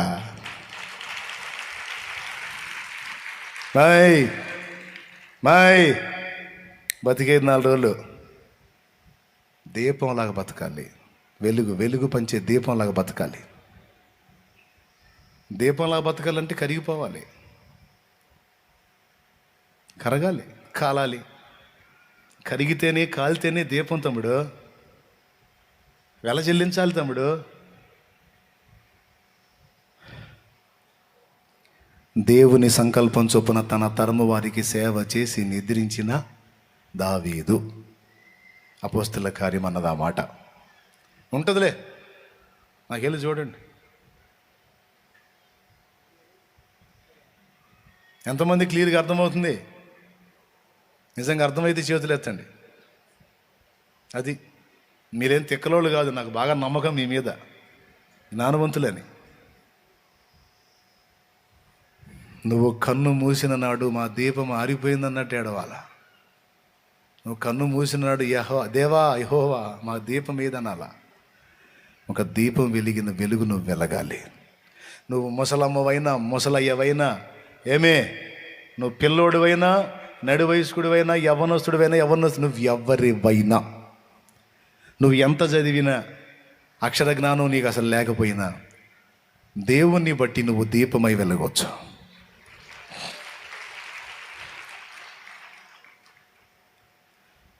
ఓకే, దేవుడు అనాలి, ఈ ప్రజలకి దీపం వంటి వాడు నా కుమారుడు ఉన్నాడు, నా కుమార్తె ఉంది అని నిన్ను బట్టి దేవుడు అనాలి. అలాగే ప్రజలు కూడా అనాలి, మాకు దీపం వంటి వాడు ఉన్నాడు, మాకు దీపం లాంటిది ఉంది. నీ ఫ్యామిలీ అనాలి అండి, ఇతర ప్రజలు కూడా నిన్ను దీపం అని గుర్తించాలి. మరి ఇలా కావాలంటే నువ్వు ఆ బతకాలి. ఇంకొకడు ఉన్నాడు, వాడు కూడా నువ్వు ఉన్నావు అనుకోవాలి. ఈ ఏరియాలో మనం తోక జాడించాలంటే కష్టంరా. ఎందుకంటే ఒకడు ఉన్నాడు, అతని పేరు పౌలు. మనం కోచ్చేష్టాలు చేసి ఊరుకోడు, కాళ్ళకు పెట్టి కొడతాడు, మన ఆటలు సాగనీయడ్రా. ఇక్కడ పౌలు ఉన్నాడ్రా, ఇక్కడ స్టెఫన్ ఉన్నాడ్రా, ఈ సమరయలోకి ఆ ఫిలిప్ వచ్చాడ్రా, ఇక మన ఆటలు సాగవరా. ఎవరున్నారా సమరయలో? ఎవరున్నారా? అపోస్తల కార్యం 8, ఇంటికి పోయి చదువు, ఇప్పుడొద్దు. ఎవరున్నారా సమరయలో? ఫిలిప్ ఉన్నాడ్రా. మరి ఇప్పుడు దెయ్యాలు ఏం చేయాలరా? సమరయ బయటికి వెళ్ళిపోవాలి. ఎందుకు తెలుసా? సమరయలోకి ఫిలిప్ ఎంటర్ అయ్యాడు, సత్య సంబంధి ఎంటర్ అయ్యాడు, రోషం గల భక్తుడు ఎంటర్ అయ్యాడు, పరాక్రమం కలిగిన యోధుడు ఎంటర్ అయ్యాడు. ఈ సమాజంలో ఒక మనిషి ఉందయ్యా,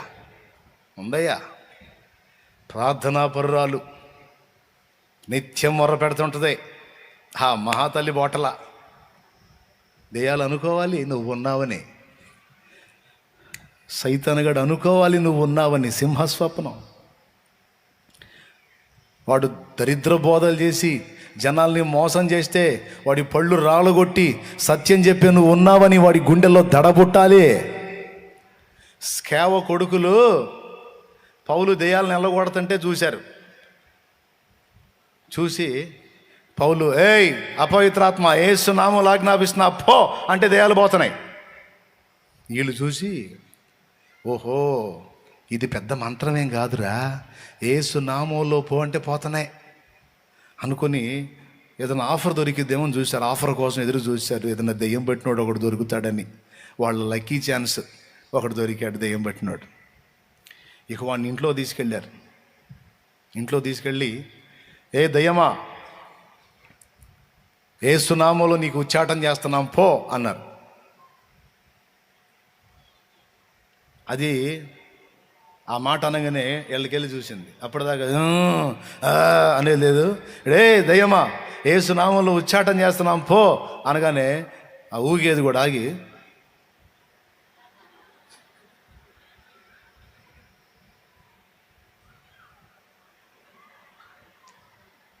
వాళ్ళు అనుకున్నారు దీనికి అర్థం కాలేదేమని. నీకు అర్థం కాలేదా? పౌలు ఉచ్చాటం చేస్తున్నాడే యేసునామం. పౌలు చెప్పాడే యేసునామం. ఆ నామంలో అంటే అది ఒరే యేసు ఎవరో తెలుసు, ఆయన దైవ కుమారుడు. పౌలు ఎవరో తెలుసు, అతడు వెరీ డేంజర్, ఆ యేసు భక్తుడు. మీరెవర్రా ఒరే అని ఎగిరింది. ఎగిరేసరికి పరారు. ఇద్దరు చిక్కారు. వాళ్ళని ఎట్టగొట్టిందో రాసింది బైబిల్లో. బట్టలు ఊడిందాకా కొట్టిందంట. అంటే దెయ్యానికి కూడా తెలుసు ఈ సమాజంలో ఫలానా మనిషి ఉంది, ఈ సమాజంలో ఫలానా మనిషి ఉన్నారు, ఇక్కడ నా ఆటలు సాగవు, నేను చెప్పే అబద్ధాలు సాగవు, నేను వేసే మాయనాటకాలు సాగవు, నేను చేసే మోసాలు ఇక్కడ ఉడకవు. ఎందుకంటే ఇక్కడ సత్యం ఎరిగినటువంటి భక్తి పరులు ఉన్నారు, పరిశుద్ధాత్మను గలవారు ఉన్నారు, యేసుని ఆత్మతో సత్యముతో ఆరాధించేటువంటి భక్తి పరులు, రోషము కలిగిన వారు, సత్య సంబంధులు, నీతి ప్రవర్తన గలవారు ఉన్నారు.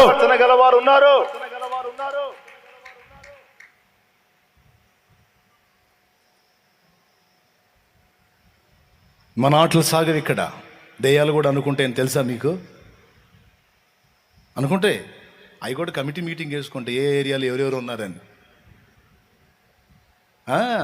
వాటికి మీటింగులు ఉంటాయి, కమిటీ మీటింగులు ఉంటాయి. దెయ్యాలకు కూడా తెలీదా మీకు? అయ్యో గుంపులు ఉంటాయి. అవి మీటింగ్ ఎందుకు వేసుకోవు? వాటికి మీటింగులు ఉంటాయి. ఆ మీటింగులో డిస్కషన్ చేస్తాయి. చిలకలూరిపేటలో ఎవరున్నారో, గుంటూరు జిల్లాలో ఎవరున్నారో, నరసరావుపేటలో ఎవరున్నారో, ఏమండి ఒంగోలులో ఎవరున్నారో, చిత్తూరులో ఎవరున్నారో,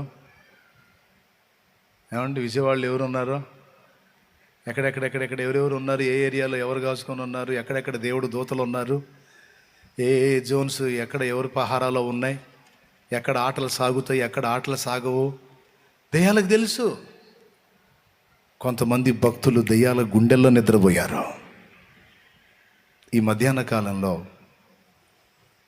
ముగ్గురిని గూర్చి నేను మీకు అందించాను. నంబర్ 1, దేవుడు ఫలానా ప్రదేశానికి ఎవరు అంటే నాకు ఉన్నాడు, నాకు ఉన్నది అని అనుకునే స్థితిలో నువ్వు ఉండాలి.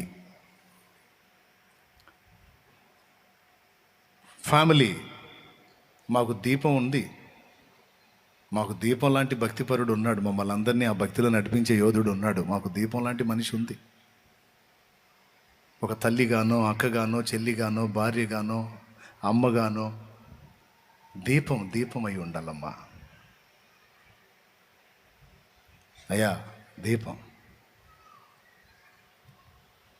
నిన్ను ఆ విధంగా అనుకునే స్థితికి నువ్వు ఎదగాలి. నీకంతే, ఇంక వేరే సందేశం ఏమి లేదమ్మా. ఇంక అప్పుల గురించి, బాధల గురించి, సమస్యల గురించి, రోగాల గురించి, నొప్పుల గురించి ఆలోచించవాకు నాన్న. అవన్నీ పిల్లలు కంగారు పడేవి, అవన్నీ పెద్దలు కాదు, పిల్లలు కంగారు పడే. నువ్వు పెద్దవి. వాటి విషయంలో కంగారు పడే వాళ్ళని ఆదరించాల్సిన వ్యక్తివి నువ్వు. నువ్వెట్లా కంగారు పడతావు వాటి గురించి? నీకు తెలియదయింది. దేవుని సమయం ఆసన్నమైనప్పుడు అప్పులు కాదు, రోగాలు కాదు, ఏవి అడ్రస్ ఉండవు. ఇందాక విన్నారుగా సాక్ష్యాలు. క్యాన్సర్లే అడ్రస్ లేకుండా పోయినాయి. క్యాన్సర్లే అడ్రస్ లేకుండా పోయి రిపోర్టు, క్యాన్సర్ ఉందన్న రిపోర్టు, క్యాన్సర్ లేదని వచ్చింది నెగిటివ్ రిపోర్టు, పాజిటివ్ రిపోర్ట్, 2 చూపించాడుగా. ఇందాక శామ్యూయల్ అని చూపించింది. అది ఆయన తీసేయదలుచుకున్నప్పుడు, సమయం ఆసన్నమైనప్పుడు ఎంతలో రోగం కూడా నిన్ను వదిలిపెట్టి వెళ్ళిపోయింది. ఎంతలో అప్పులు కూడా అడ్రస్ లేకుండా పోతాయి. అస్సలు వాటిని లక్ష్య పెట్టొద్దు. నీకు ఒకటే, నువ్వు దేవునితో ఈరోజు చెప్పాలి, దేవా ఇదిగో నేనున్నాను. దేవుడు అడుగుతాడండి ఇట్లా. మీకు బైబిల్లో చూపించదా? ఇట్లా వెతుకుతాడు, ఇట్లా అడుగుతాడని ఒక్క వచనం చూపించి ప్రార్థన చేస్తా. దేవుడు ఇట్లా ఎత్తుక్కుంటాడు, ఇట్లా అడుగుతాడని ఒక వచనం చూపించి ప్రార్థన చేస్తా. సింపుల్. యెషయా గ్రంథం 6:8 అంతే. అప్పుడు నేను ఎవని పంపెదను? వాళ్ళని తీని శామ్యుయల్.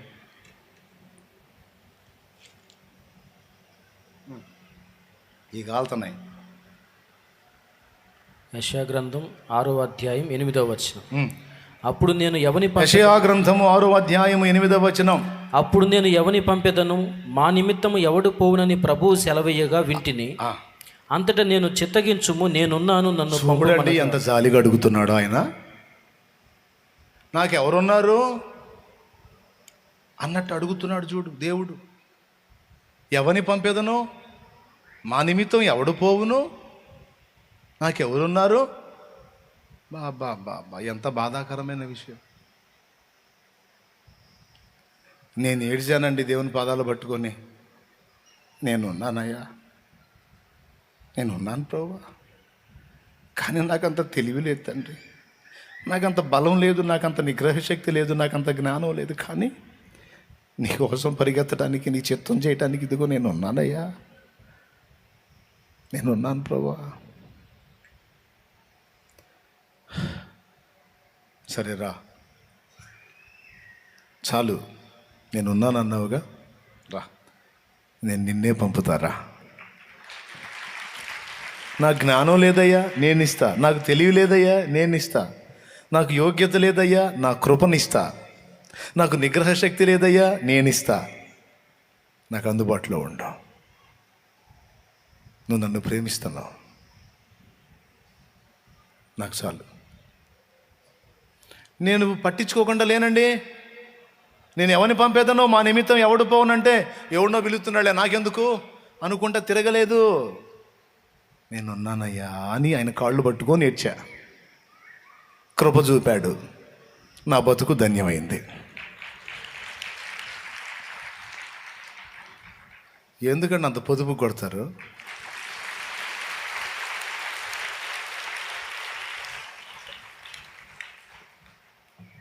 ఏదో మొదలుపెట్టి కొడుతున్నారులే, అయిపోయేటప్పుడు నీళ్లు తాగదాం నేను అనుకుంటే,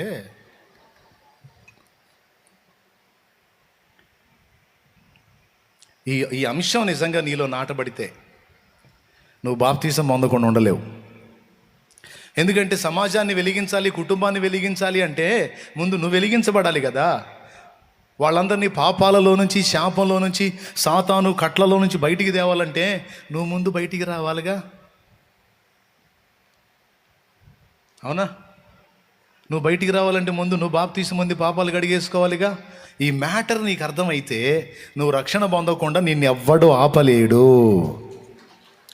ఈ మ్యాటర్ నీకు అర్థమైతే నువ్వు సేవ చేయకుండా నిన్నెవడు ఆపలేడు. ఈ మ్యాటర్ నీకు అర్థమైతే నువ్వు ఆత్మని రక్షించకుండా, సువార్త చెప్పకుండా, ఆత్మల కొరకు భారం కలిగి ఉండకుండా నిన్నెవడు ఆపలేడో.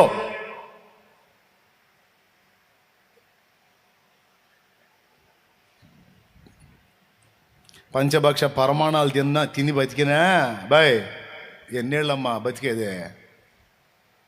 ఎన్నేళ్ళమ్మా? ఎగిరెగిరి బతికిన 30-40 ఏళ్ళు ఉంటాయమ్మా. ఆ తర్వాత ఇక అంతకు మించి బతికినా కూడా బతుకంత దరిద్రం. వాడు దాన్ని ఈడు తిట్టి, వాడు కొట్టి, ఆ ఉన్నది కొద్ది సంవత్సరాలు, అది కూడా అన్నీ బాగుండి దేవుడు అవకాశం ఇస్తే బతుకుతాం, లేకపోతే ఎప్పుడు ఎగిరిపోయిద్దో తెలియదు. చిలక బతికేది 4 రోజులు. ఎన్ని రోజులు అక్కాయ్? ఎన్ని రోజులు అన్నాయి? 4. ఆయన కొరకు బతికి, ఆయన చిత్తం చేసి సమాజాన్ని వెలిగించి సావాలి తమ్ముడా. నువ్వే తాగుబోతువై ఉండి తాగుబోతులనే మారుస్తావు తమ్ముడు. నువ్వు ఆ తాగుబోతు జీవితాలు మార్చబడాలంటే నువ్వు అందులోంచి బయటికి రావాలి.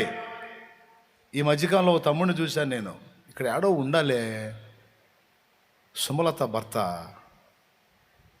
అడుగు రైట్, వెరీ నిలబడి. భయంకరమైన త్రాగుడు వ్యసనానికి బానిసైన వ్యక్తి. ఈరోజు ఆ జీవితం మార్చబడి ప్రభువుని హత్తుకొని ఒక దీపం అయిపోయాడు దేవుని కృపలో.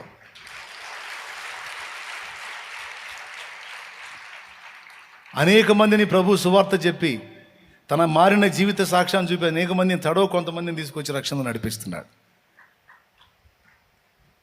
ఎంత ఆశ్చర్యమో. ఇంకొక బ్రదర్ని చూశాను నేను. ఆ బ్రదర్ అయితే నాకు తెలిసి ఇప్పటికి 70-80 మందిని కలిసి ఇచ్చాడు. మనిషి చూస్తే పిచ్చోడ్లాగా ఉంటాడు. ఏడున్నాడు, ఈ మధ్యలో ఏడో ఉన్నాడు. చాలామందిని కదిలించాడు. అసలు జీవితాలండి, మనిషి చూస్తే మళ్ళీ పిచ్చోళ్ళలాగా, కానీ వాళ్ళు సమాజాలకి దీపాలయ్యారండి, దీపాలయ్యారు. ఎన్ని రోజులు బతికేది? ఎన్ని రోజులు? ఎంతవరకు? కానీ ఊపిరి దేవుడు తీసుకున్నాక ఇదిగో శరీరాన్ని అట్లా బండబెడితే సమాజం సాక్ష్యం ఇవ్వాలి. దేవుడు లేచి నిలబడి స్వాగతం పలకాలి నీకు నాకు. రా నా కుమారి, రా నా కుమారుడా, రా. తెలియని దినాల్లో తెలియనట్టు బతికినా తెలిసిన తర్వాత నా కోసం అంకితమై చాలా కష్టపడ్డావు తల్లిదా అని నిన్ను నా యేసయ్య చేతుల్లో తీసుకొని తన గుండెకి హత్తుకుంటాడు. హత్తుకోవాలి, అది బతుకు. ఆ బతుకు బతకాలి. అది కాకిలా కలకాలం బతికంటే హంసలా 6 నెలలు బతకమన్నాడు. సమాజాన్ని వెలిగించేటువంటి జీవితం, 10 మందికి ఆసరా అయ్యే జీవితం, కుటుంబానికి దీపం అయ్యే జీవితం, పుట్టిన గ్రామానికి రక్షణకరమైన జీవితం. ఏ పొద్దు అప్పులు తిప్పలు బాధలు ఇరుకులు ఇబ్బందులు వీటిని లెక్క చేయవాకండి. నేను చెప్పిన వాటిని మీరు తీసుకున్నట్టయితే ధన్య చరితులు అవుతారు. కాస్త సెగకే నోళ్ళు ఆంతుని జరుగుతున్నామే, ఈ కాస్త సెగకే మళ్ళీ ఎండలో కూడా లేము మనం. కాస్త సెగకే నోరు ఆంతున అంత దారుణంగా తెరుస్తున్నామే. అగ్ని ఆరదు, పురుగు జావదు, నరకంలో వారికి ముగింపు ఉండదే. ఆ ఘోరమైన నరకాగ్నికి నీ కుటుంబం వెళ్ళిపోతుంటే చేమ గుట్టినట్టు కూడా లేదేంది నీకు? ఆ నరకాగ్నికి నీ ఇంటివారు పయనమవుతుంటే చేమ గుట్టినట్టు కూడా లేదు కొంతమందికి. వీళ్ళు దీపాలు ఎట్టవుతారండి? నీ కుటుంబానికి నువ్వు ఉన్నావులే అనుకోవాలి దేవుడు. నీ సమాజానికి నువ్వు ఉన్నావులే అనుకోవాలి దేవుడు. సంఘనాయకుడు నేను, 4వది నేను. ఫలానా బిడ్డ ఉన్నాడు, ఫలానా బిడ్డ ఉన్నారు, ఈ బిడ్డ ఉందిలే, ఈ బిడ్డ ఉందిలే అనుకోవాలి. ఈ వేదిక మీద ఎవడు నిలబడతాడు? ఈ ప్రజలందరికీ సమాధానం చెప్పడానికి ఒకవేళ నేను మాట్లాడలేదనుకోండి, ఒక పూట నేను రాలేదు, లేదా ఇంకో చోటకి వెళ్ళాను, ఇంకో ప్రాంతానికి వెళ్ళాల్సి వచ్చింది, వెళ్ళాను, ఇంకో కొత్త బ్రాంచ్ పెద్దది మొదలు పెట్టాము అనుకో, వెళ్ళాను. మరి ఎవడు నిలబడతాడు ఇక్కడ అంటే ఒకడు ఉన్నాళ్లే అనుకుని భరోసా ఇచ్చేటువంటి యోధులు తయారు కావాలి. ఏ పొద్దు పిల్లకాయల్లాగా పిల్ల చేష్టలు చేసుకుంటా పిల్లకాయల్లాగా బతకూడదు. నాయకగణం కూడా తయారు కావాలి.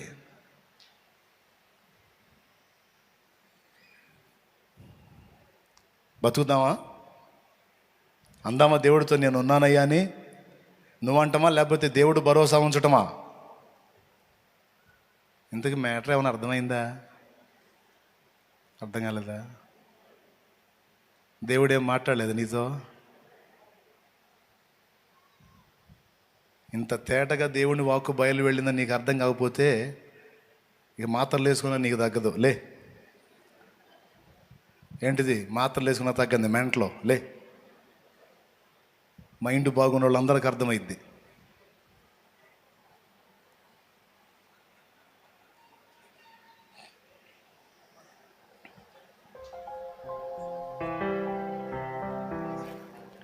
చేద్దాం.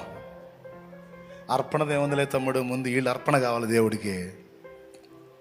వీళ్ళందరూ ఎప్పుడు ఆ సమర్పణలోకి వస్తారు, ఎప్పుడు అలా అంకితమై దేవుని కనెక్ట్ అవుతారో, ఒక్కొక్కళ్ళు ఒక్కొక్క దీపంలాగా ఎప్పుడు మారతారని తపంతో ఎదురు చూస్తున్నా. కొండంత ఆశతో ఎదురు చూస్తున్నా. ఒక్కొక్కరు ఒక్కొక్క దివిటి కావాలని ఎదురు చూస్తా ఉన్నా.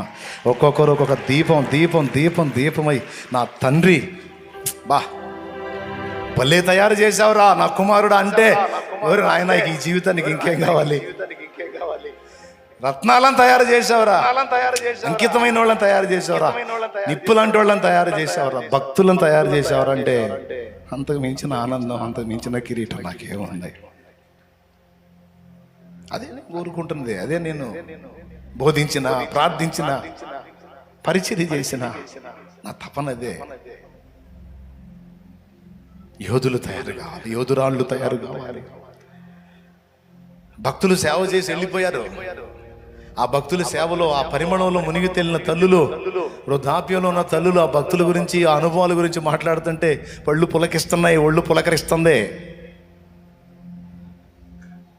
షాలేము రాజు అనేవాడి పెంపకంలో కూడా అట్లాంటి యోధులు, రత్నాలు తయారు కావాలనేది నా ఆశ.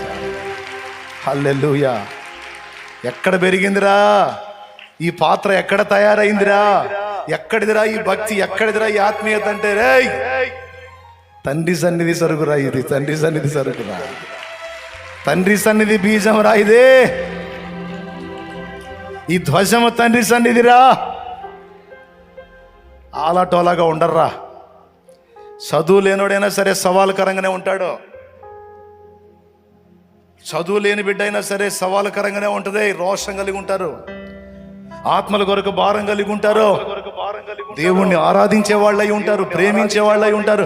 దేవుడే లోకంగా బతుకుతారా. ఎక్కడిదిరా ఈ సరుకు, చెప్పు ఎక్కడిది సరుకు, చెప్పు ఎక్కడిది సరుకు. అంతే. చెత్త చేష్టాలు చూసి అనకూడదు, చెత్త చేష్టాలు చూసి ఎక్కడిది సరుకు అనకూడదు. అప్పుడు నాకు దేవుడికి ఇద్దరికి పరువు పోయింది. ప్రార్థన చేస్తాను మీకోసం నేను, ప్రార్థన చేస్తాను మీకోసం నేను. పరిశుద్ధ తండ్రి నీకు వందనాలు. నా బిడ్డలందరూ సజీవ అర్పణలుగా నీకు మారాలి.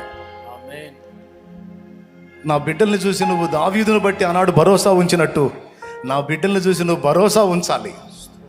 అట్ట తయారు కావాలి, నేను తయారు కావాలి, నా పిల్లలు అంతే తయారు కావాలి.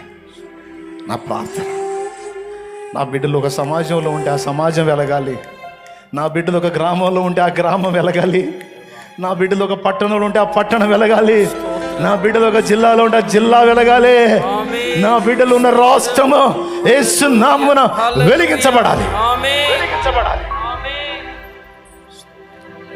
భక్తిపరులుగా, ఆత్మీయులుగా, సత్య సంబంధులుగా, అసత్యాన్ని ఎదిరించేవారుగా, ప్రభువా నీ కోసం రోషం కలిగిన వారుగా,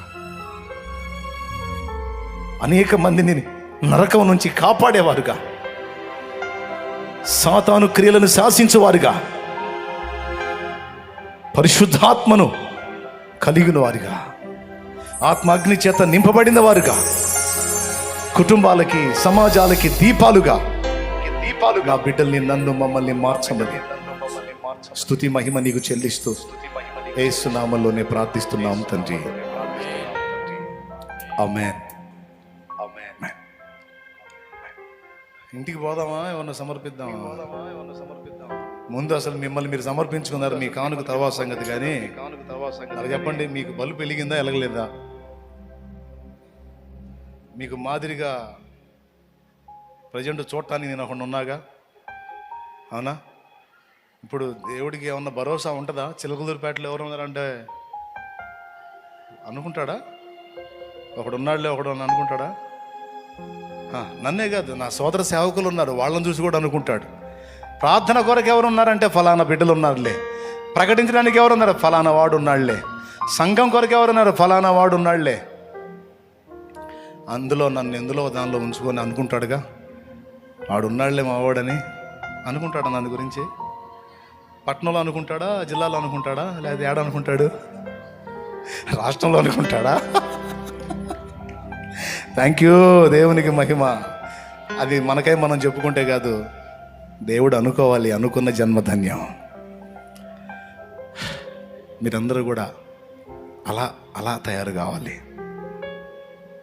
కుటుంబం నుంచి మొదలు పెట్టండి, ఇది ముందు దీపంగా వెలగటం. దేవుడు మిమ్మల్ని దీవించుగాక. ఆమేన్. కూర్చుందామా?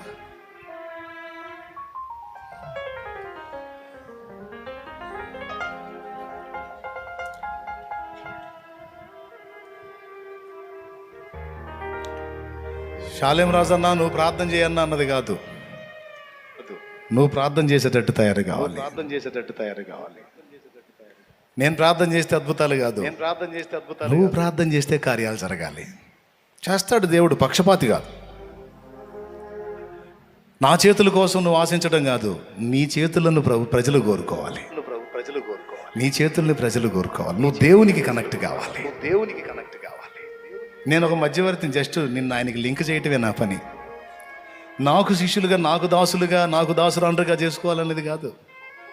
అందుకే కోప్పడుతూ ఉంటాను. నా వెంట పడుతుంటే కోప్పడేది అందుకే. ఏ పొద్దు చిన్నపిల్లలాగా ఏంటి మీరు ఎదగరా, మీరు ఎదుటి వాళ్ళకు ప్రార్థన చేసే స్థాయికి ఎదగాల్సింది పెద్దాగల పిల్లల్లాగా ఏంటి మీరని కోప్పడేది అందుకే. చిక్కకుండా వెళ్ళిపోతూ ఉంటాను నేను. ఎందుకనుకున్న అలవాటు మంచిది కాదని. నా చేతులకి మిమ్మల్ని అలవాటు చేయకూడదు. మీరందరూ ప్రార్థించేవాళ్ళు కావాలి.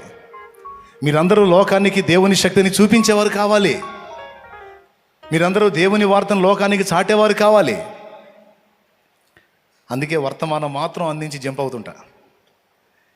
కొంతమంది తెలివి అడుగాసుకుంటారు ఆ ఎంట్రన్స్లో.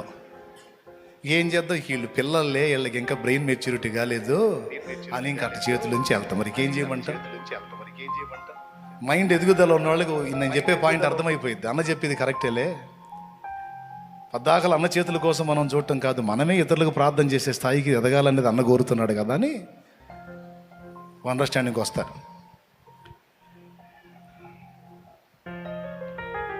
మిమ్మల్ని అందరినీ అలా చూడాలన్న ఆశ.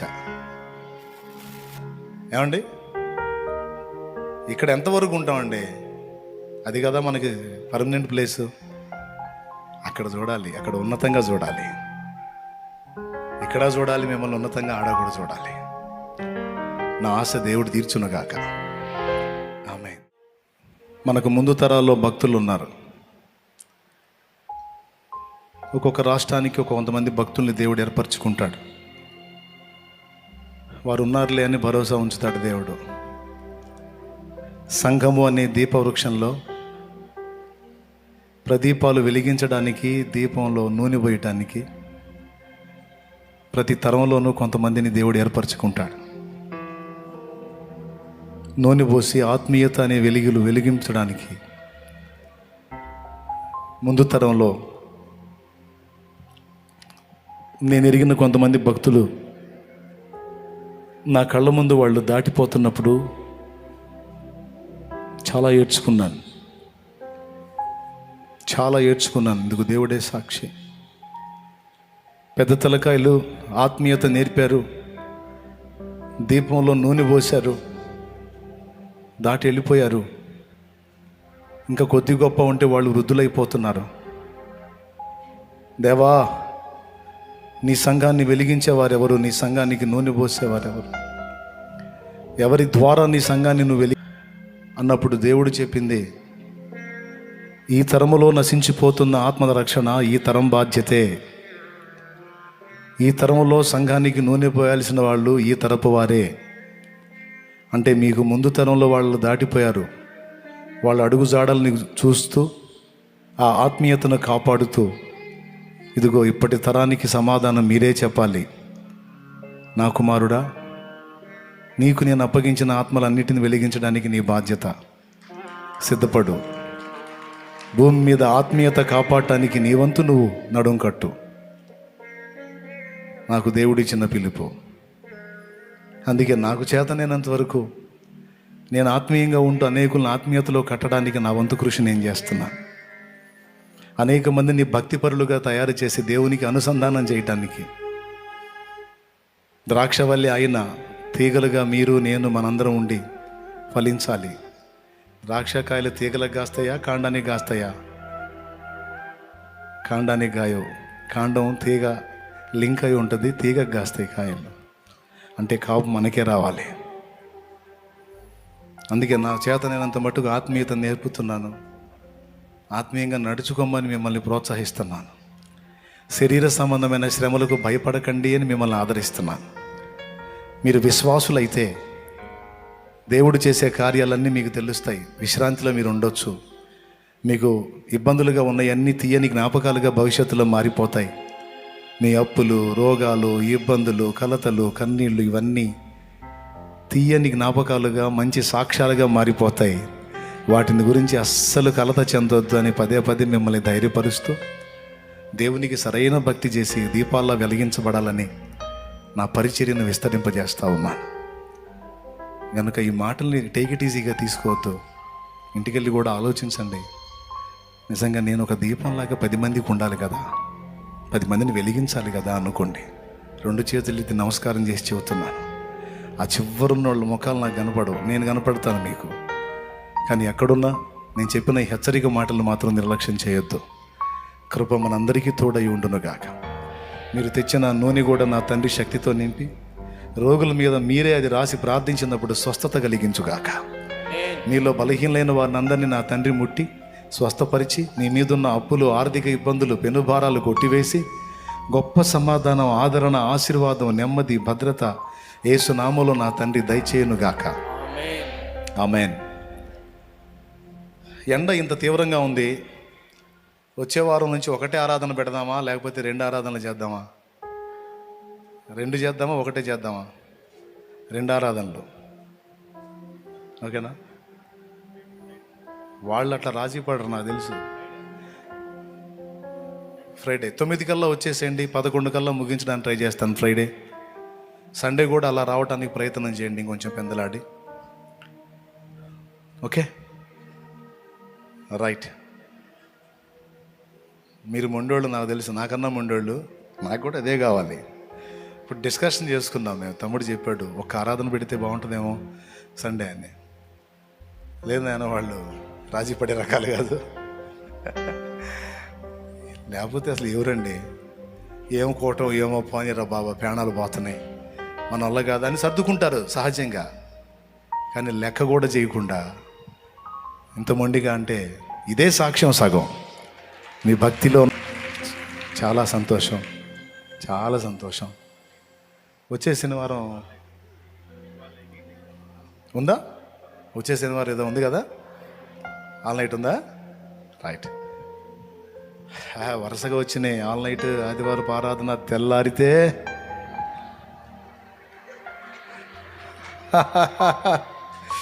రైట్. ఓట్లు జాగ్రత్తగా ఆలోచించేయండి. రైట్. నీట్ ఎగ్జామ్ జరుగుతుంది, ప్రేయర్ చేస్తా దానికోసం కూడా. ఒక మాట ప్రేయర్ చేసేస్తాను అందరి కోసం. మళ్ళీ వెనకుండా వాకండి, నల్లులు మాడినట్టు మాడుతున్నారు, కాళ్ళు ఇట్టు ఎగురుకుంటూ వస్తున్నారు. అంతకరం ఎందుకో నాకు అర్థం కావట్లేదు. నేను చెయ్యి ఉంచితేనే తృప్తి,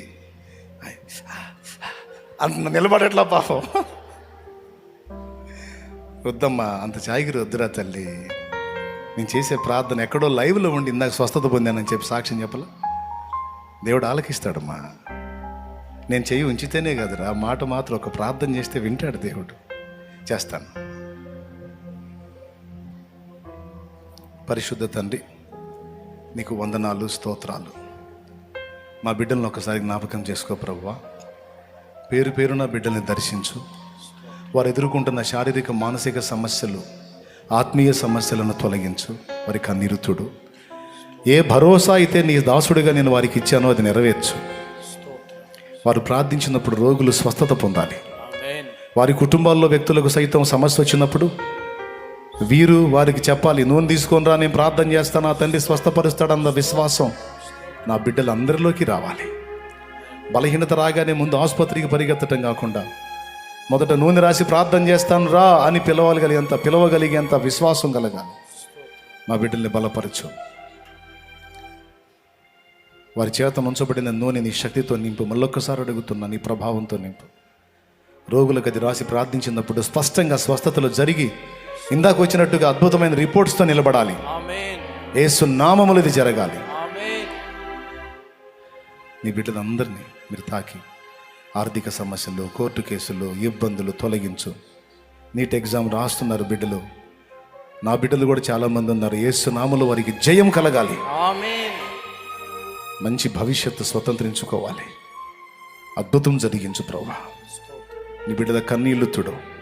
ఇంత తీక్షణమైన ఎండ వేడిమి కూడా లక్ష్య పెట్టకుండా ఇంతమందిగా నీ సన్నిధానానికి వచ్చి ఆరాధిస్తున్నారే, వారిలో ఉన్న ఆసక్తిని బట్టి కృతజ్ఞతలు తండ్రి. ఈ ఆసక్తి నీ కోసమే ప్రభు, నిన్ను ప్రేమించే ప్రభు. నీ బిడ్డల్ని ఒట్టిగా పంపిస్తావా? ఆశీర్వదించయా. ఆశీర్వాదములతో నింపి బలపరిచి, ధైర్యపరిచి, స్వస్థపరిచి, అభిషేకించి నడిపించు. వారు వెళ్ళుచూ ఉండగా శుభవార్తలు వారికి వినబడాలి. ఎండ దెబ్బ తగలకూడదు, ఎలాంటి ప్రమాదాలు కలగకూడదు, ఎలాంటి కీడులు కలగకూడదు, ఎలాంటి యాక్సిడెంట్స్ కలగకూడదు. క్షేమంగా నడిపించబడాలి. బిడ్డలకు తోడై ఉండమని, వారి పసికందులను కూడా దీవించమని, వారి ఇంటనున్న వారిని స్వస్థపరచమని, మార్పు లేని వారి కుటుంబ సభ్యులకు యేసు నామములో మారు మనసు రక్షణ దయచే. యేసు నామములో వేడుచున్నాం తండ్రి, ఆమేన్. పరలోకమందున్న మా తండ్రి, నీ నామం పరిశుద్ధపరచబడును గాక, నీ రాజ్యం మాకు వచ్చుగాక, నీ చిత్తం పరలోకమందు నెరవేర్చున్నట్లు భూమి అందును నెరవేరును గాక. మాకు కావలసిన అనుదిన ఆహారం నేడు మాకు దయచేయి. మా పట్ల అపరాధం చేసిన వారిని మేము క్షమించున్న రీతిని మా అపరాధములు క్షమించు. మమ్మల్ని శోధంలోనికి తేక దుష్టి నుండి కీడు నుండి తప్పించు. ఎందుచేతనగా రాజ్యము, బలము, మహిమ, శక్తి సర్వం నిరంతరం నీవై ఉన్నావు తండ్రి, ఆమేన్.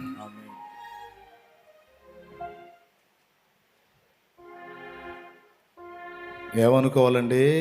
మీ భక్తిని, ఆత్మీయతను చూసి ఎక్కడిది సరుకంటే ఏమనుకోవాలి? పేరు చెప్పు గట్టిగా. అది స్తోత్రం. అది మన తండ్రి అయిన దేవుని ప్రేమ, ఆయన ప్రియ కుమారుడు, మనందరి ప్రాణప్రియుడైన యేసయ్య శాశ్వత నిత్య కృప, పరిశుద్ధాత్మతోడి మనోహర దివ్య సహవాసం, సమాధానం సమకూడిన మనకు సకల పరిశుద్ధులకు సార్వత్రిక సంఘమంతటికి సదా తోడే నిత్యత్వంలో చేరు పర్యంతము మనల్ని నడిపించును గాక.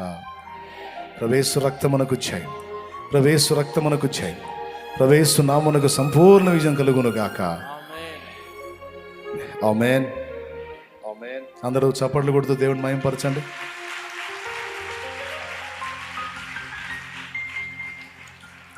క్రొత్తగా వచ్చిన వాళ్ళు ఎంతమంది చేతులు ఎత్తండి.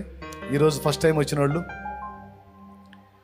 మీకు ఒక పుస్తకం ఇవ్వాలి, కానీ ఇప్పుడు మీ మధ్యలో రావటం కుదరదు, కోట ముగించబడింది. ఒక బుక్ కావాలంటే మీకు ఈ ముందుకు వచ్చేయండి. ఇక్కడ సేవకులు ఉంటారు. అయ్యా నేను కొత్తగా వచ్చానంటే నీకు పుస్తకం ఇస్తారు, నీకోసం ప్రార్థన చేస్తారు. దీన చేతులతో బీదలైన మీరు విత్తిన కానుకలన్నిటినీ నా తండ్రి ఆశీర్వదించుగాక. తిరిగి రెట్టింపుగా మీకు తిరిగి కొలుచుగాక. అది ఆయన పనిలో సరిపోయినంతగా విస్తరింపజేసిన ఆ తండ్రి వాడుకొనును గాక. ఆమేన్. రైట్, మీ అందరికి వందనాలు. ఒక ముద్ద తినండి. ఎండకి మరీ ఎట్టబడితే అట్ట పరిగెత్తకండి. కొంచెం నిలుపు నిదానం కలిగి ప్రశాంతంగా బయలుదేరండి. God bless you. అందరికీ వందనాలు, దైవాశీస్సులు, సెలవు.